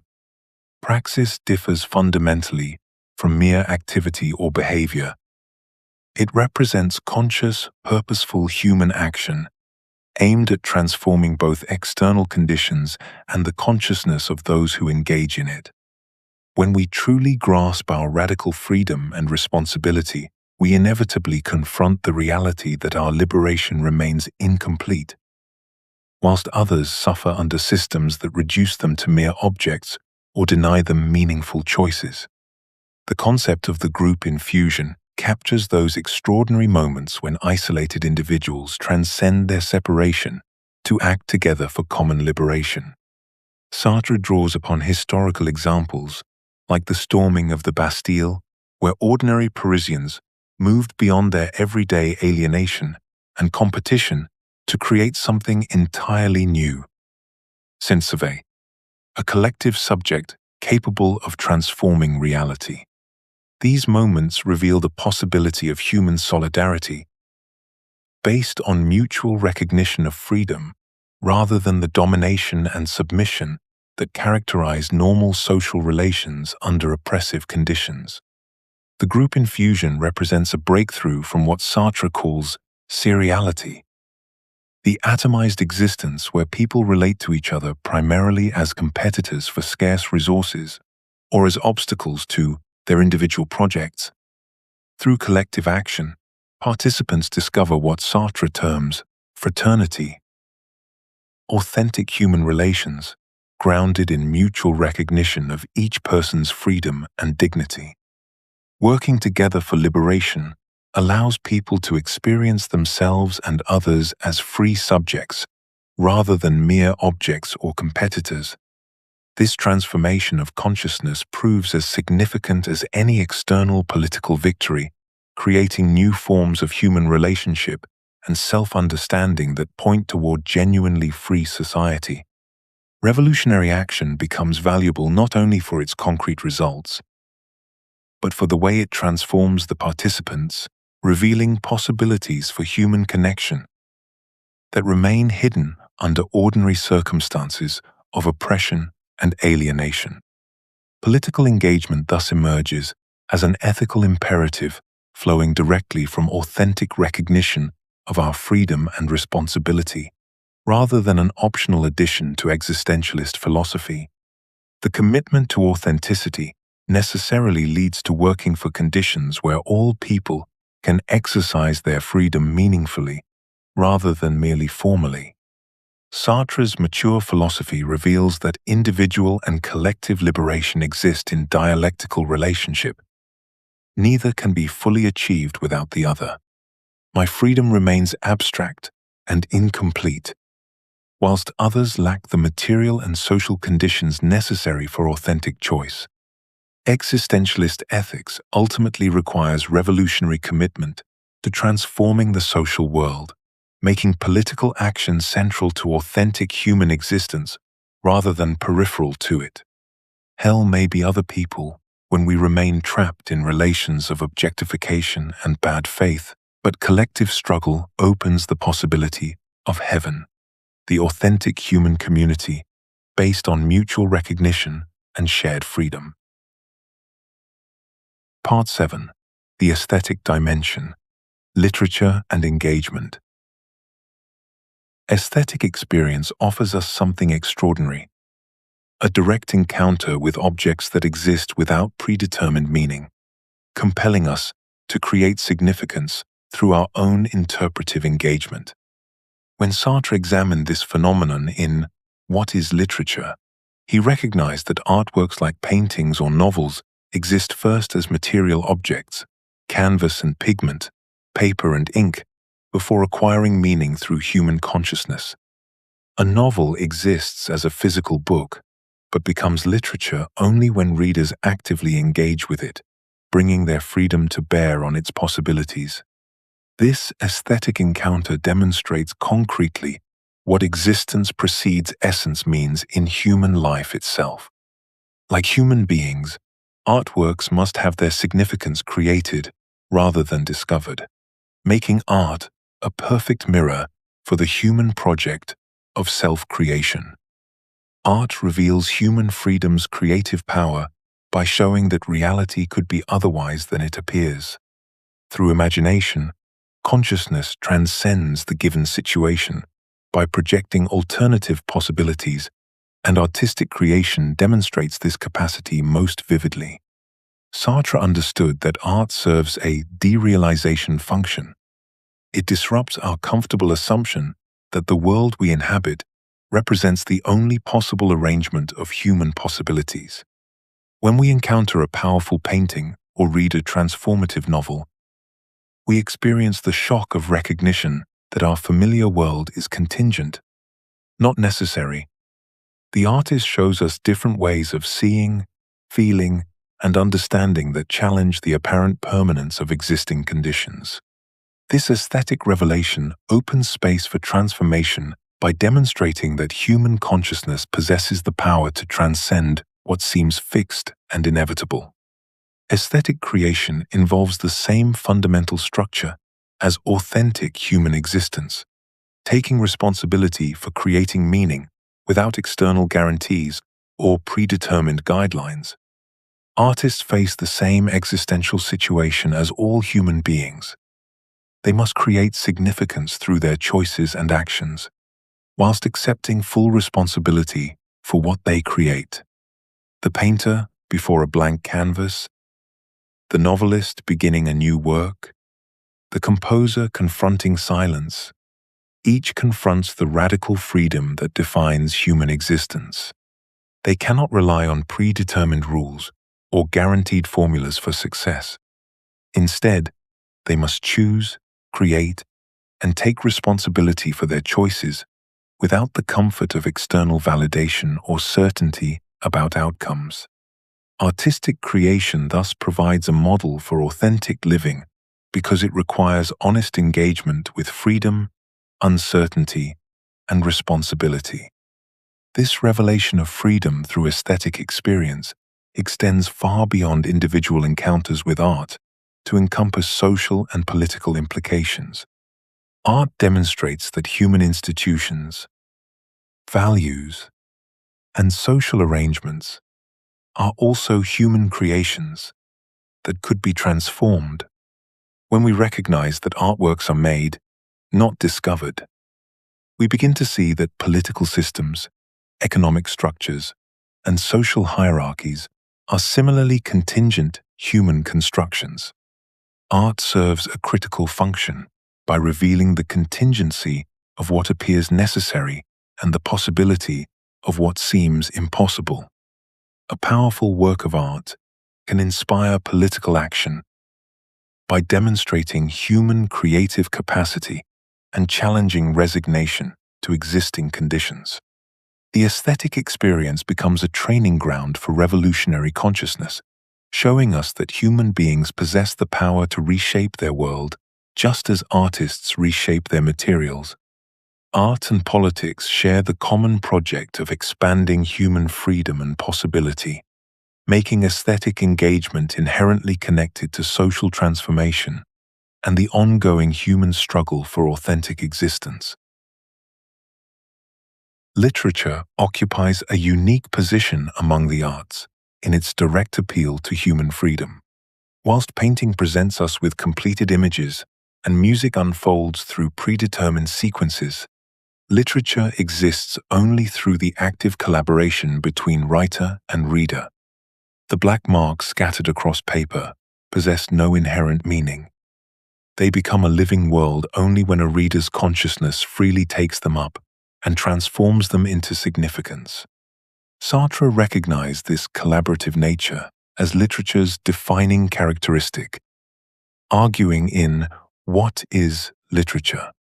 That literary works achieve their full existence only through the reader's participatory freedom.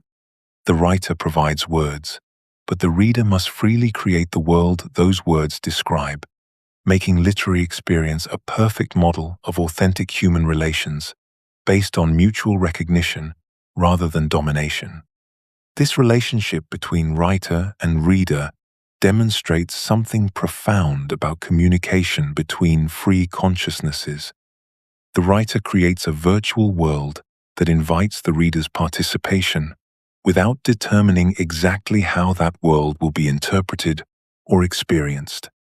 Unlike a propagandist who seeks to control response, the authentic literary artist respects the reader's freedom to engage creatively with the text. The writer offers possibilities, situations, and characters, but leaves space for the reader's own judgment and interpretation. This collaborative project enhances, rather than diminishes, the freedom of both participants.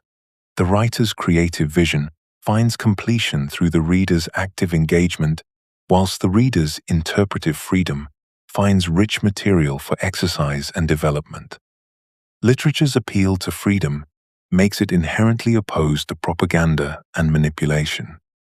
Propaganda attempts to determine the reader's response, presenting situations in simplified terms designed to produce predetermined conclusions. Authentic literature, by contrast, presents characters and situations in their full complexity and ambiguity, allowing readers to make their own judgments.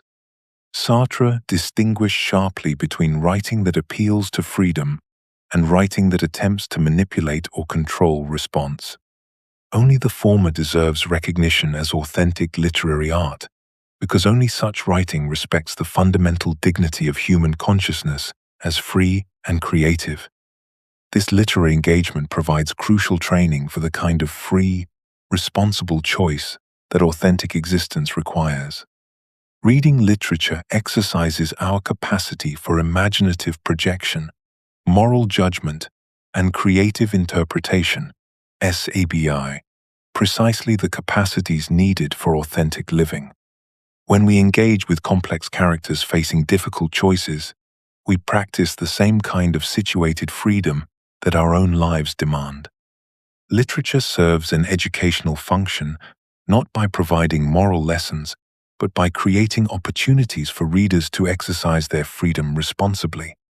Through literary engagement, we develop the skills of authentic existence, the ability to recognize situations in their complexity, to project ourselves imaginatively into different possibilities, and to make judgments without the comfort of predetermined rules. Literature's appeal to freedom thus makes it a natural ally of political liberation and social transformation, preparing consciousnesses for the demanding work of creating authentic human relations in the world. Committed literature stands as one of Sartre's most compelling attempts to bridge the gap between individual artistic expression and collective social transformation. For Sartre, littérature engagée represents writing that serves the cause of human liberation by revealing oppressive situations and inspiring action for change whilst maintaining complete artistic integrity and respect for the reader's freedom. This is not propaganda disguised as art, but genuine literature that engages with the concrete social and political realities of its time without sacrificing aesthetic value or intellectual complexity. Sartre's own literary works demonstrate this principle in practice. Nausea explores profound existential themes about consciousness, freedom, and authenticity, whilst simultaneously critiquing the bourgeois complacency and bad faith of 1930 French society. His Roads to Freedom trilogy examines individual characters grappling with questions of personal responsibility and authentic choice against the backdrop of the Spanish Civil War and World War II. These works succeed as literature precisely because they present complex situations that require the reader's active interpretation rather than delivering predetermined political messages. The reader must engage their own freedom to understand the character's struggles and draw conclusions about the broader social implications. The writer's responsibility extends far beyond personal artistic expression to using their freedom and platform to expand the freedom of others, rather than promoting escapism or bad faith. Sartre recognized that writers cannot claim political neutrality, because choosing not to engage with social issues is itself a political choice that supports existing power structures. When writers retreat into pure aestheticism or abstract formalism, they implicitly endorse the status quo by refusing to illuminate the human costs of unjust social arrangements. The committed writer must balance artistic integrity with social responsibility, creating works that are both aesthetically valuable and politically relevant without sacrificing either dimension. Literature combats oppression by making visible what power structures attempt to hide or normalize, giving voice to silenced experiences, and revealing the human costs of unjust social arrangements. Sartre argued that literature serves an unveiling function.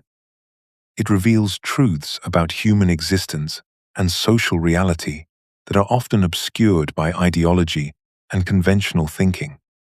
Through careful observation and artistic representation, writers can expose the bad faith and self-deception that support oppressive systems. They can show how apparently natural or inevitable conditions are actually contingent human creations that could be changed through collective action. This transformative power operates not through direct political action, but by transforming consciousness and expanding the reader's understanding of human possibility. Literature can inspire political engagement by revealing the contingency of existing conditions and demonstrating alternative arrangements. When readers encounter authentic portrayals of characters struggling against oppression or choosing authentic existence over comfortable conformity, they begin to recognize similar possibilities and constraints in their own lives. The aesthetic experience becomes a form of consciousness raising that can motivate real-world engagement. For Sartre, aesthetic commitment and political commitment are ultimately inseparable, because both serve the fundamental project of expanding human freedom and dignity. Committed literature represents one important way that individual creativity can contribute to collective liberation, making artistic engagement a genuine form of political action that respects both the complexity of human experience and the urgency of social transformation. Part 8. The Dialectic of Individual and Universal. Sartre's philosophical journey reveals a profound truth about authenticity. It cannot remain a merely personal project. His early works focused intensely on individual consciousness and freedom, establishing the radical responsibility each person bears for their choices. Yet his experiences during the Second World War, particularly his time as a prisoner of war and his involvement in the French resistance, forced him to confront a troubling reality. Individual authenticity, pursued in isolation from social conditions, becomes a form of bad faith itself. The prisoner of war camp taught Sartre something his café philosophizing could not: that freedom exists within concrete historical circumstances that either enable or constrain meaningful choice. Watching fellow prisoners navigate the complex moral terrain of collaboration, resistance, and survival, he began to understand that authentic existence requires more than personal honesty about one's choices.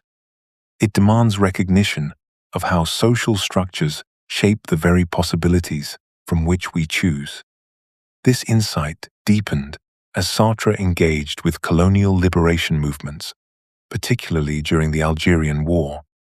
He witnessed how systematic oppression creates what he called subhumans, people denied the basic conditions necessary for authentic existence.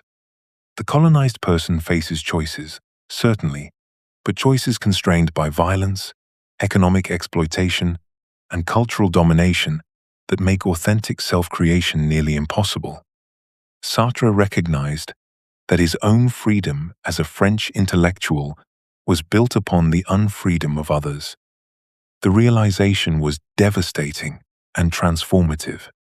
If existence precedes essence, sense, if we create ourselves through our choices, then we must also create the conditions that allow others to make meaningful choices. Personal authenticity that ignores systematic injustice becomes complicit in that injustice. The authentic person cannot retreat into private self-creation, whilst others are denied the material and social foundations that make such creation possible. Sartre's controversial support for anti-colonial violence emerged from this recognition. He argued that oppressed peoples must sometimes use force to reclaim their humanity from systems that deny it through violence. This was not a celebration of violence, but an acknowledgement that abstract appeals to individual freedom ring hollow when confronted with concrete oppression. The colonized person who takes up arms is not abandoning authenticity, but asserting it against forces that would reduce them to mere objects. This evolution transformed existentialist ethics from a philosophy of individual self-creation into a philosophy of collective struggle. Authentic existence requires working for conditions where all people can exercise their freedom meaningfully. Personal and political liberation become dialectically related, neither possible without the other. The authentic individual recognizes that their freedom is bound up with the freedom of others, making political engagement not an optional addition to existentialist philosophy, but its necessary consequence. Sartre's mature insight reveals authenticity as inherently social and political. We cannot achieve full authenticity whilst others are systematically denied the conditions that make meaningful freedom possible. The recognition of our radical interdependence makes political commitment not a betrayal of individual authenticity, but its deepest expression. Authentic existence means taking responsibility not only for our own choices, but for the social world that shapes the possibilities available to others. Existentialist ethics confronts us with a fundamental paradox. We must act ethically in a world without predetermined moral rules, yet every concrete engagement with historical situations immediately reveals the inadequacy of abstract principles. Sartre understood that universal moral laws cannot determine specific actions because every situation presents unique circumstances that demand particular responses. When we attempt to apply abstract principles to concrete situations, we discover that the principles themselves become ambiguous, requiring interpretation and choice. This creates what Sartre calls the problem of dirty hands, the recognition that ethical action in an imperfect world necessarily involves moral compromise and uncertain consequences. The traditional approach to ethics seeks refuge in universal principles that promise to guide action, whilst avoiding the messiness of particular circumstances. Sartre rejected this retreat into abstraction as a form of bad faith that evades genuine moral responsibility. Authentic ethical engagement requires confronting the concrete historical situation in all its complexity, making choices with incomplete information, and accepting responsibility for unintended consequences.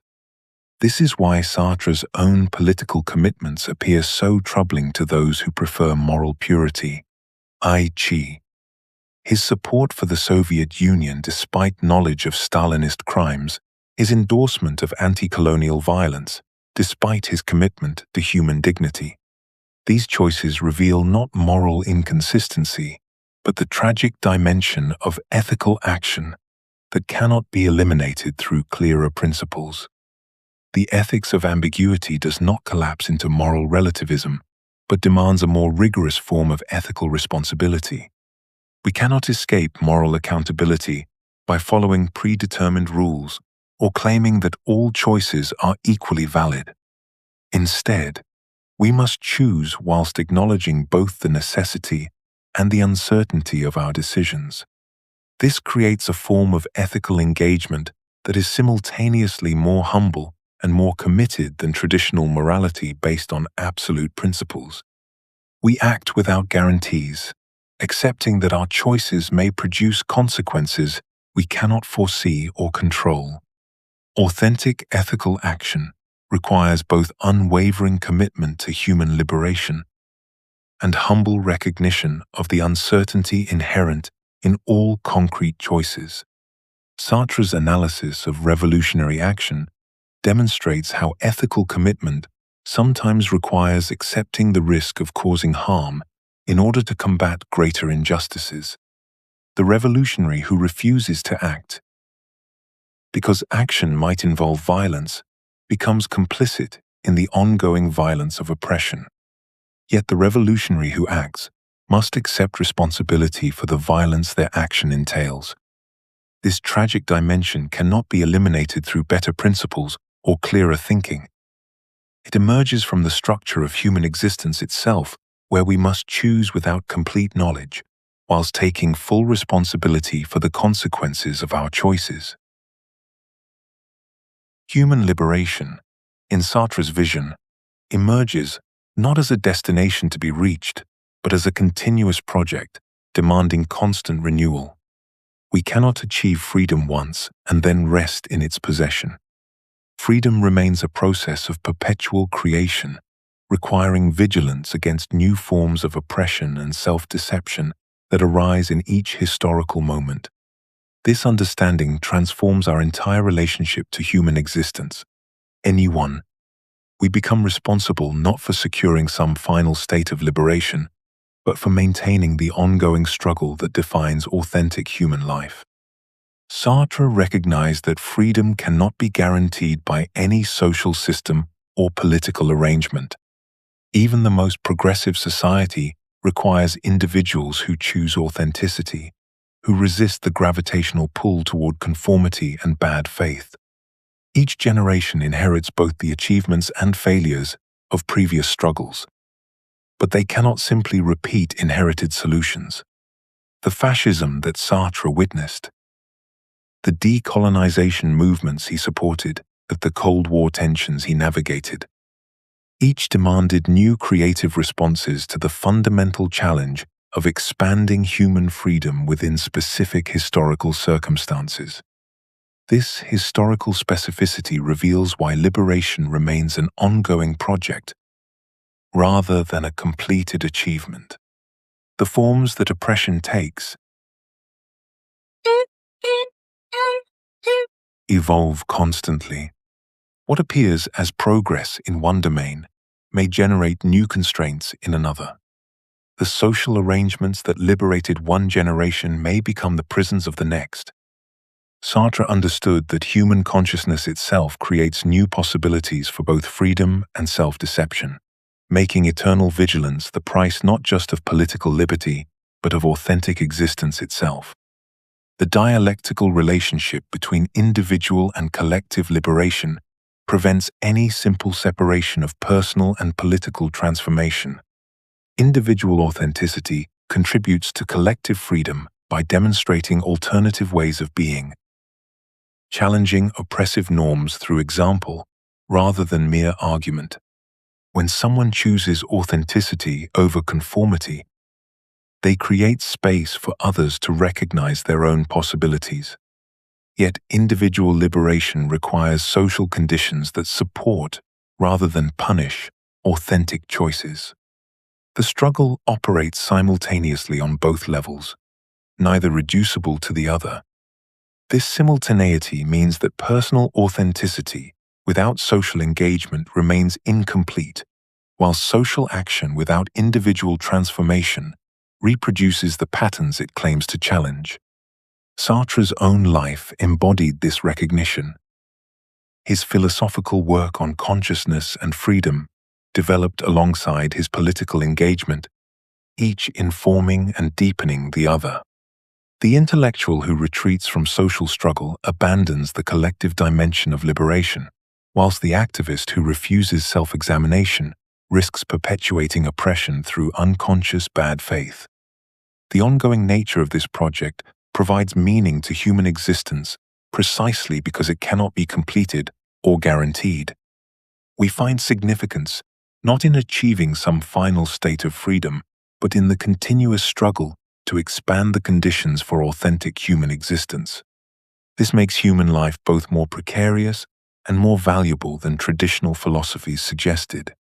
We cannot rely on divine purpose or natural law to justify our existence, but we become fully responsible for creating the human world through our choices and commitments.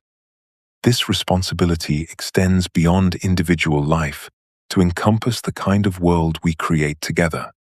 Each choice contributes to the collective human project, either expanding or constraining the possibilities available to others.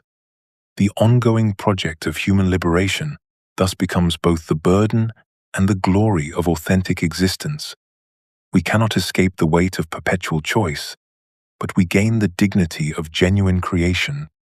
Through this endless struggle, humans transcend their initial situation, not by reaching some predetermined destination, but by continuously expanding the horizon of human possibility itself. Part 9. Existentialism and the Human Condition. Human existence unfolds through time in a way that fundamentally distinguishes us from every other form of being. Sartre reveals in Being and Nothingness that consciousness exists as a dynamic synthesis. We are simultaneously what we have been, what we are choosing to become, and the present moment of decision. that bridges past and future. This temporal structure separates human reality from the static being of material objects, which simply exist in an eternal present without memory, anticipation, or the capacity for self-transformation through time. A chair exists completely in the present moment. It has no relationship to its past as wood, or its future as firewood. Human consciousness, however, cannot exist without this temporal synthesis. We understand ourselves through our history, while simultaneously projecting toward possibilities that do not yet exist. This makes human existence inherently unstable and dynamic. We are never simply what we are, but always in the process of becoming something else through our choices and projects. The future takes priority in this temporal structure because consciousness is essentially forward-looking and project-oriented. Sartre demonstrates that we understand our present situation and past experiences primarily in terms of the future possibilities we are trying to realize. When we examine our current circumstances, we see them not as fixed facts, but as obstacles or opportunities for the projects we have chosen. The student sees her present studies not merely as current activities, but as steps toward becoming a doctor. The revolutionary understands his past suffering not simply as historical fact, but as motivation for the future society he seeks to create. This means we exist primarily as what we are not yet, rather than what we currently are. Human existence is essentially characterized by transcendence, the capacity to surpass our present situation toward possibilities that exist only in our projection. We are our possibilities more than we are our actualities. This makes human existence inherently open-ended and undetermined, since the future toward which we project ourselves has not yet been realized and may never be. The past functions as facticity, the concrete material for our self-creation, without determining our future choices. Sartre's analysis reveals the complex relationship between memory, identity, and freedom. We are responsible for our past, not because we caused everything that happened to us, but because we choose how to interpret and respond to our past experiences in light of our current projects. The same childhood trauma can become either the foundation for a life of resentment or the motivation for helping others who face similar challenges. This makes personal history both constraining and enabling. Our past provides the concrete situation within which we must exercise our freedom. Excess, we cannot choose to have had different parents or to have avoided certain formative experiences.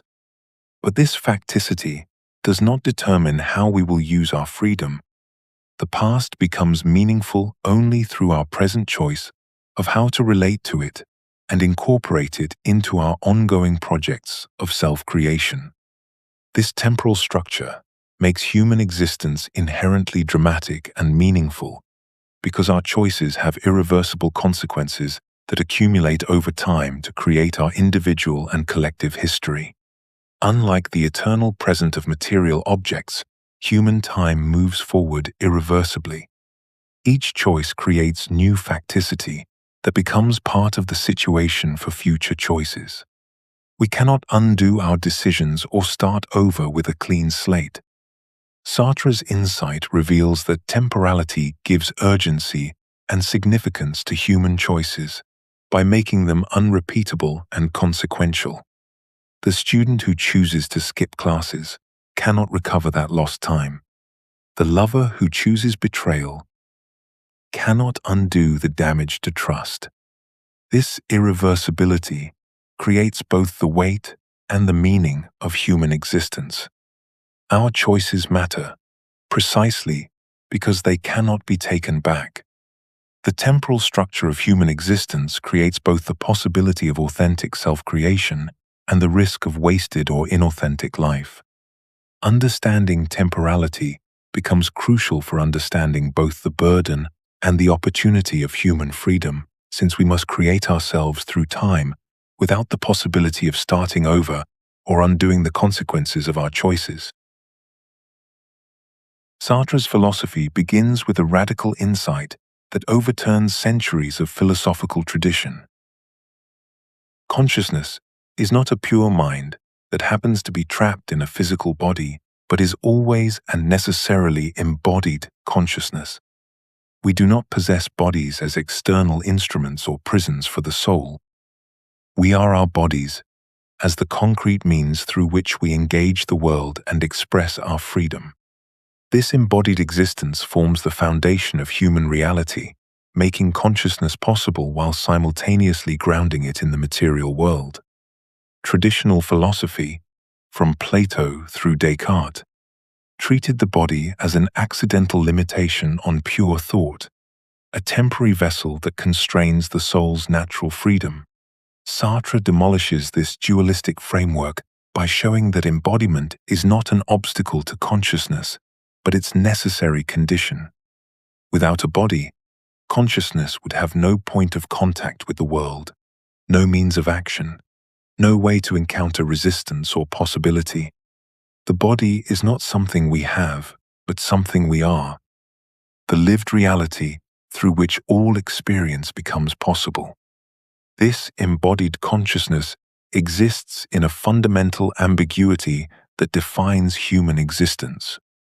We experience ourselves simultaneously as subject and object, as the lived body that acts and feels from within, and as the objective body that others perceive and judge from without.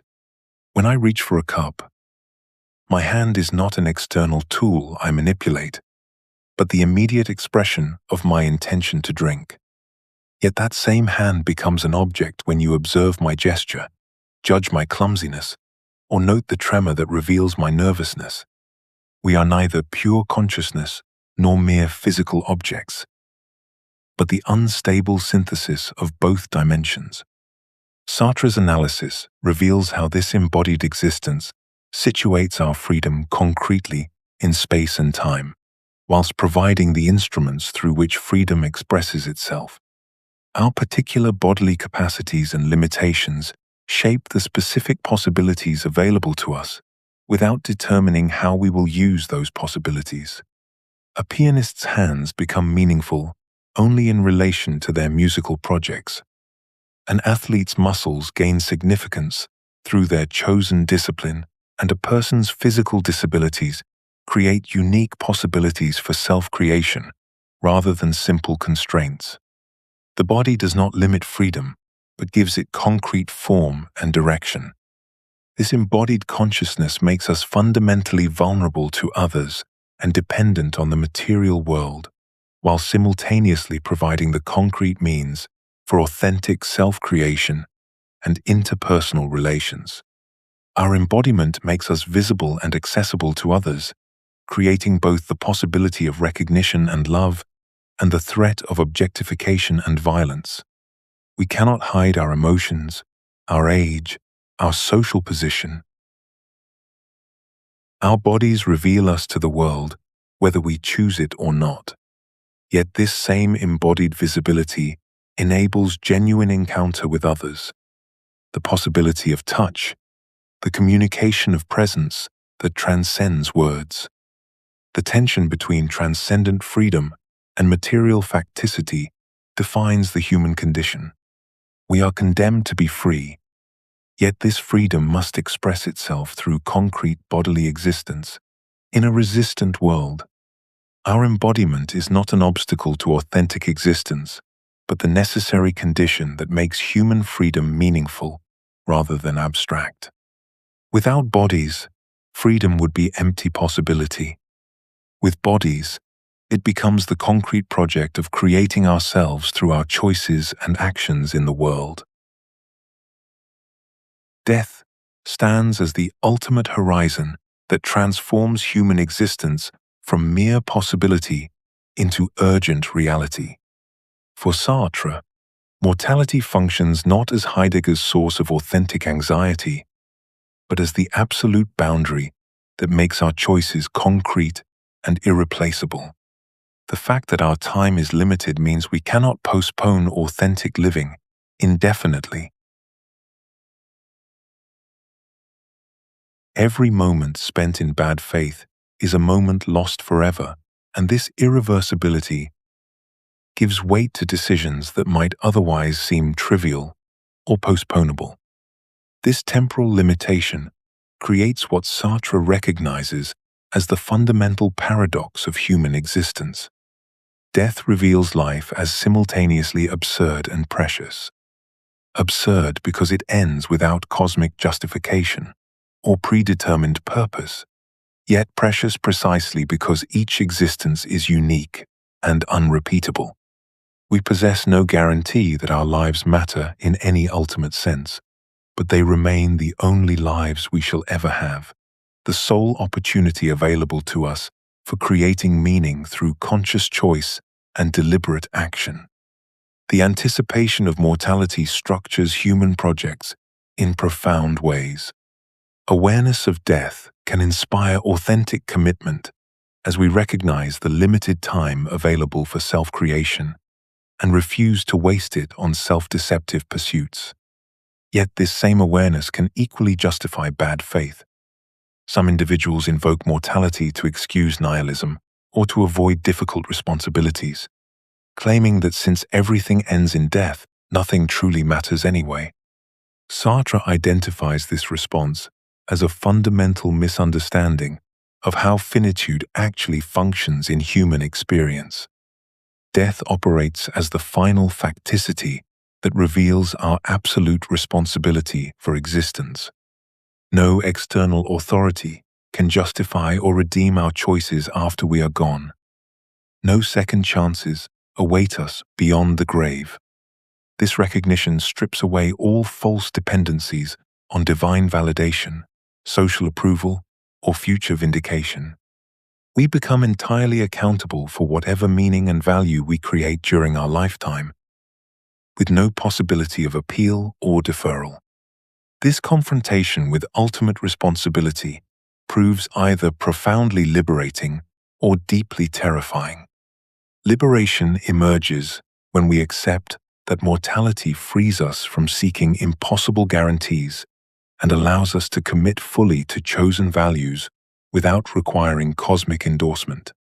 Terror arises when we recognize that no higher power will rescue us from the burden of self-creation or provide ready-made purposes to replace the ones we must forge ourselves. Accepting mortality becomes crucial for authentic existence because it eliminates the luxury of indefinite postponement. When we truly grasp that our time is finite and irreplaceable, every choice becomes a concrete commitment to specific possibilities rather than abstract speculation about what might someday prove valuable. Death transforms existence from a rehearsal into the actual performance, making each decision a definitive statement about who we choose to become within the limited span available to us. Part 10. The Legacy of Existentialist Humanism. Sartre's Existentialist humanism stands as perhaps the most radical reimagining of human dignity in Western philosophy. Where traditional humanism locates human worth in fixed characteristics, reason, moral sense, divine image, and me, Sartre grounds dignity entirely in our capacity for self-creation and the weight of our freedom. In his famous lecture, Existentialism is a Humanism, delivered in 1945 to defend his philosophy against charges of nihilism, Sartre demonstrates how rejecting predetermined human essence actually intensifies rather than diminishes human significance. Traditional humanism offers comfort through certainty. It assures us that humans possess inherent worth because we share universal rational capacity, natural moral intuitions, or divine spark. This humanistic tradition, stretching from ancient Stoicism through Enlightenment rationalism to modern human rights discourse, promises that human dignity exists independently of our choices or achievements. We matter simply because we are human, endowed with essential characteristics that distinguish us from other beings. Sartre shatters this comfortable certainty whilst preserving the commitment to human worth. His existentialist humanism denies any predetermined human nature, but affirms with unprecedented intensity the dignity of human freedom. We possess worth not because of what we are by nature, but because of what we can become through our choices. This shift transforms the entire foundation of humanistic thinking. Rather than discovering our dignity in given characteristics, we must create it through authentic action and committed choice. This makes existentialist humanism far more demanding than traditional versions. When human dignity depends on predetermined essence, we need only recognize and respect what already exists. When dignity depends on self-creation, we bear the crushing responsibility of creating and maintaining our own worth through every choice we make. Sartre's insight that humans are condemned to be free means we are equally condemned to create our own significance rather than discovering it in divine purpose or natural law. The absence of human nature eliminates all external authorities that might determine human value. Natural law, universal reason, divine command, HTA. All these traditional sources of moral guidance disappear in Sartre's philosophy. Yet this creates space for more rather than less ethical commitment. Sartre can condemn oppression and injustice not because they violate predetermined human nature, but because they deny people the conditions necessary for authentic self-creation. Oppression becomes evil precisely because it prevents humans from exercising the freedom that constitutes their only source of dignity. This humanism, without human nature, provides a foundation for universal solidarity based on our shared condition rather than shared essence. While we possess no predetermined human nature, we all face the identical fundamental situation of being condemned to freedom and responsibility for creating meaning through our choices. This shared predicament creates the basis for mutual understanding and ethical commitment without requiring metaphysical assumptions about fixed human characteristics. Sartre's existentialist humanism proves both more modest and more demanding than traditional versions. More modest because it makes no claims about predetermined human essence or guaranteed human worth. More demanding because it places the entire burden of creating human dignity on human freedom itself. We cannot appeal to nature, reason, or God to justify human worth. We must create and sustain that worth through the quality of our choices and the authenticity of our commitments. In this vision, humanism becomes not a comfortable doctrine about inherent human value, but a challenging call to create that value through the exercise of radical freedom. Sartre confronts a fundamental paradox that strikes at the heart of existentialist philosophy. If humans possess no predetermined essence or universal nature, how can existentialism make sweeping claims about human existence? How can it provide a foundation for understanding others across vast cultural and historical divides? The answer lies in Sartre's crucial distinction between human nature and the human condition, a distinction that allows him to reject essentialism whilst maintaining that all humans face identical existential structures. Human nature, as traditionally conceived, would constitute a fixed essence, determining our choices before we make them. This metaphysical blueprint would predetermine what humans are and what they ought to become. Sartre demolishes this notion entirely. But the human condition represents something altogether different. The shared existential situation that characterizes human existence itself, regardless of cultural context or historical period. This condition remains universal precisely because it describes not what humans are, but the fundamental situation in which all humans find themselves. This universal condition manifests in several inescapable dimensions. Every human being is thrown into existence without choosing it, finding themselves already embedded in a world they never requested to enter. We are condemned to be free without external guidelines for our choices.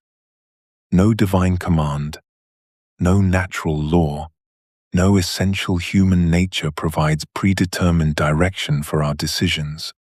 We bear absolute responsibility for our choices. Without ultimate justification, we cannot appeal to God, nature, or society to validate our fundamental life decisions. Death stands as the final horizon of all our projects, lending urgency and finitude to every choice we make. The content of our choices varies dramatically across cultures and individuals. A medieval peasant and a contemporary urban professional face entirely different concrete options, values, and social expectations. Yet the structure of choice itself, the necessity of choosing without predetermined essence to guide us, remains constant. Both must create meaning through their decisions. Both must take responsibility for their choices. Both must confront the groundlessness of their freedom. This structural similarity creates the foundation for mutual understanding without requiring shared beliefs or values. Sartre discovers in this shared condition the basis for ethics and politics without metaphysical assumptions about human purpose or divine design. The recognition that all humans face identical existential challenges, the burden of freedom, the responsibility of choice, the search for authentic existence, generates natural solidarity. We understand others' struggles because we face the same fundamental challenge of creating meaning and value through our decisions. This understanding transcends cultural boundaries because it addresses the existential structure underlying all human experience. This universality explains why existentialist literature resonates across cultural boundaries whilst remaining rooted in particular historical situations. Camus's Mursault, trapped in colonial Algeria, reveals universal experiences of alienation and the absurd. Beauvoir's analysis of women's situation in mid-20th century France illuminates universal patterns of oppression and bad faith. These works speak to readers worldwide, not because they present universal cultural values, but because they explore particular situations so deeply that they reveal the common existential structure beneath surface differences. The universality emerges through particularity rather than abstraction. By examining concrete human situations with philosophical rigor, we discover the shared existential framework that underlies all human experience. A Japanese businessman confronting career choices and an African farmer deciding whether to migrate to the city face vastly different concrete options, yet both confront the same fundamental challenge: creating authentic existence through free choice without predetermined guidelines. This provides the foundation for global human solidarity based on shared existential challenges rather than shared cultural characteristics. We need not agree on values, beliefs, or social arrangements to recognize our common situation. Sartre never intended existentialism to remain trapped within university lecture halls or philosophical journals. His famous declaration that existence precedes essence carries an implicit demand, not merely to understand this principle intellectually, but to live it through concrete choices and commitments. This transforms existentialism from abstract metaphysics into urgent practical philosophy. Where traditional philosophy sought timeless truths about human nature, Sartre insists we must create who we are through decisive action, rather than discovering predetermined essence through contemplation. This fundamental orientation makes existentialism inherently practical and engaged. Sartre's own biography demonstrates this commitment to lived philosophy rather than detached theorizing. His political engagement during the Resistance, his literary works exploring concrete human situations, his tumultuous relationship with Simone de Beauvoir, all represent attempts to embody existentialist insights rather than simply teach them as academic doctrine. He understood that authenticity cannot be achieved through philosophical reflection alone, but requires concrete choices that express our radical freedom and responsibility in specific historical circumstances. Existentialist concepts like bad faith, authenticity, and situated freedom function as practical tools for confronting existence with courage and honesty rather than offering comforting illusions or predetermined answers. When Sartre analyses the waiter who loses himself in his role, or the woman who refuses to acknowledge the sexual advance, he provides diagnostic instruments for recognizing self-deception in our own lives. These insights demand practical application. The recognition of bad faith must inspire authentic choice, not merely intellectual understanding. The ultimate test of existentialist philosophy lies not in its theoretical coherence, but in its capacity to inspire and guide authentic human action within concrete historical situations. Sartre insisted that philosophy must be judged by its practical consequences. Does it help people live more authentically, take greater responsibility for their choices, work more effectively for human liberation? This makes existentialism accountable to lived experience rather than abstract logical consistency. Existentialism's enduring significance emerges through its capacity to help people face the fundamental challenges of human existence with greater honesty, courage, and commitment to creating meaning through their choices and actions. Rather than seeking false security in external authorities or predetermined answers, it provides conceptual resources for those brave enough to live without illusions, whilst taking full responsibility for their freedom and its consequences in the world. Part 11. Conclusion. Jean-Paul Sartre's existentialist philosophy emerges as a systematic architecture of human freedom, moving from the fundamental ontological analysis of consciousness through the psychology of authenticity to the ethics and politics of human liberation. His examination of being for itself reveals consciousness as the introduction of nothingness into being, creating the space for freedom, choice, and self-creation. This radical freedom manifests through our capacity to transcend facticity whilst remaining situated within concrete historical circumstances. The look of the other transforms this individual freedom into an interpersonal drama, where we discover ourselves as objects in another's world, generating the fundamental tensions of human relationships. Bad faith emerges as our primary strategy for fleeing the anxiety of freedom, whilst authenticity demands we embrace our radical responsibility for creating ourselves and our values. Situated freedom reveals that our choices are always constrained, yet never determined, making us fully responsible for what we make of our circumstances. Committed action becomes the expression of authentic existence, where we create meaning through our choices, whilst recognizing that we simultaneously choose for all humanity. Sartre's ultimate vision presents human beings as creatures condemned to be free, thrust into existence without predetermined essence or meaning, compelled to create themselves through their choices, whilst bearing full responsibility for the world they create together. This condition proves simultaneously burdensome and glorious. Burdensome because we cannot escape the anguish that accompanies radical freedom, the weight of choosing without guarantee, the anxiety of recognizing that our values emerge from our choices rather than justifying them.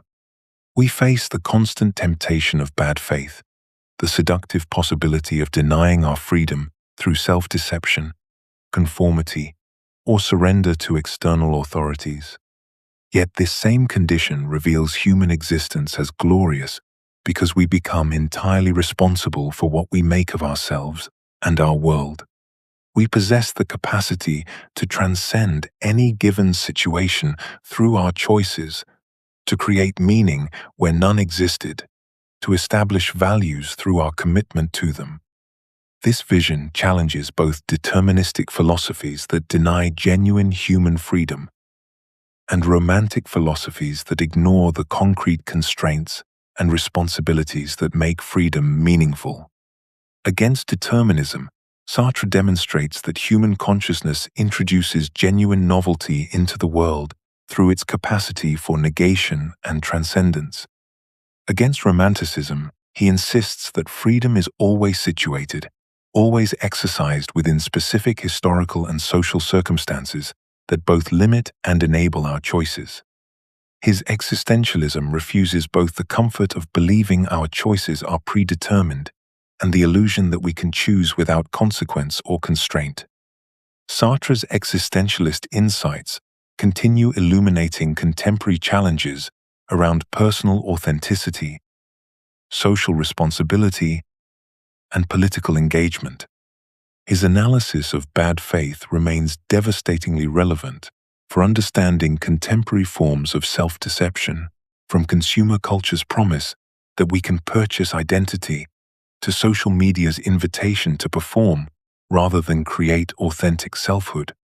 His exploration of the look of the other anticipates contemporary concerns about surveillance, objectification, and the struggle for recognition in increasingly mediated social relationships.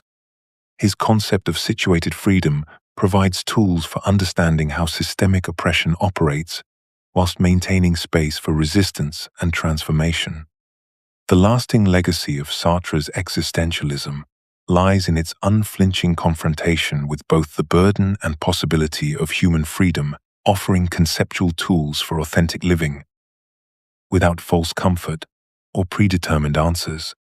His philosophy equips us to recognize and resist the various forms of bad faith that promise escape from freedom's anxiety. It reveals how authentic existence requires honest acknowledgement of our radical responsibility for our choices and their consequences.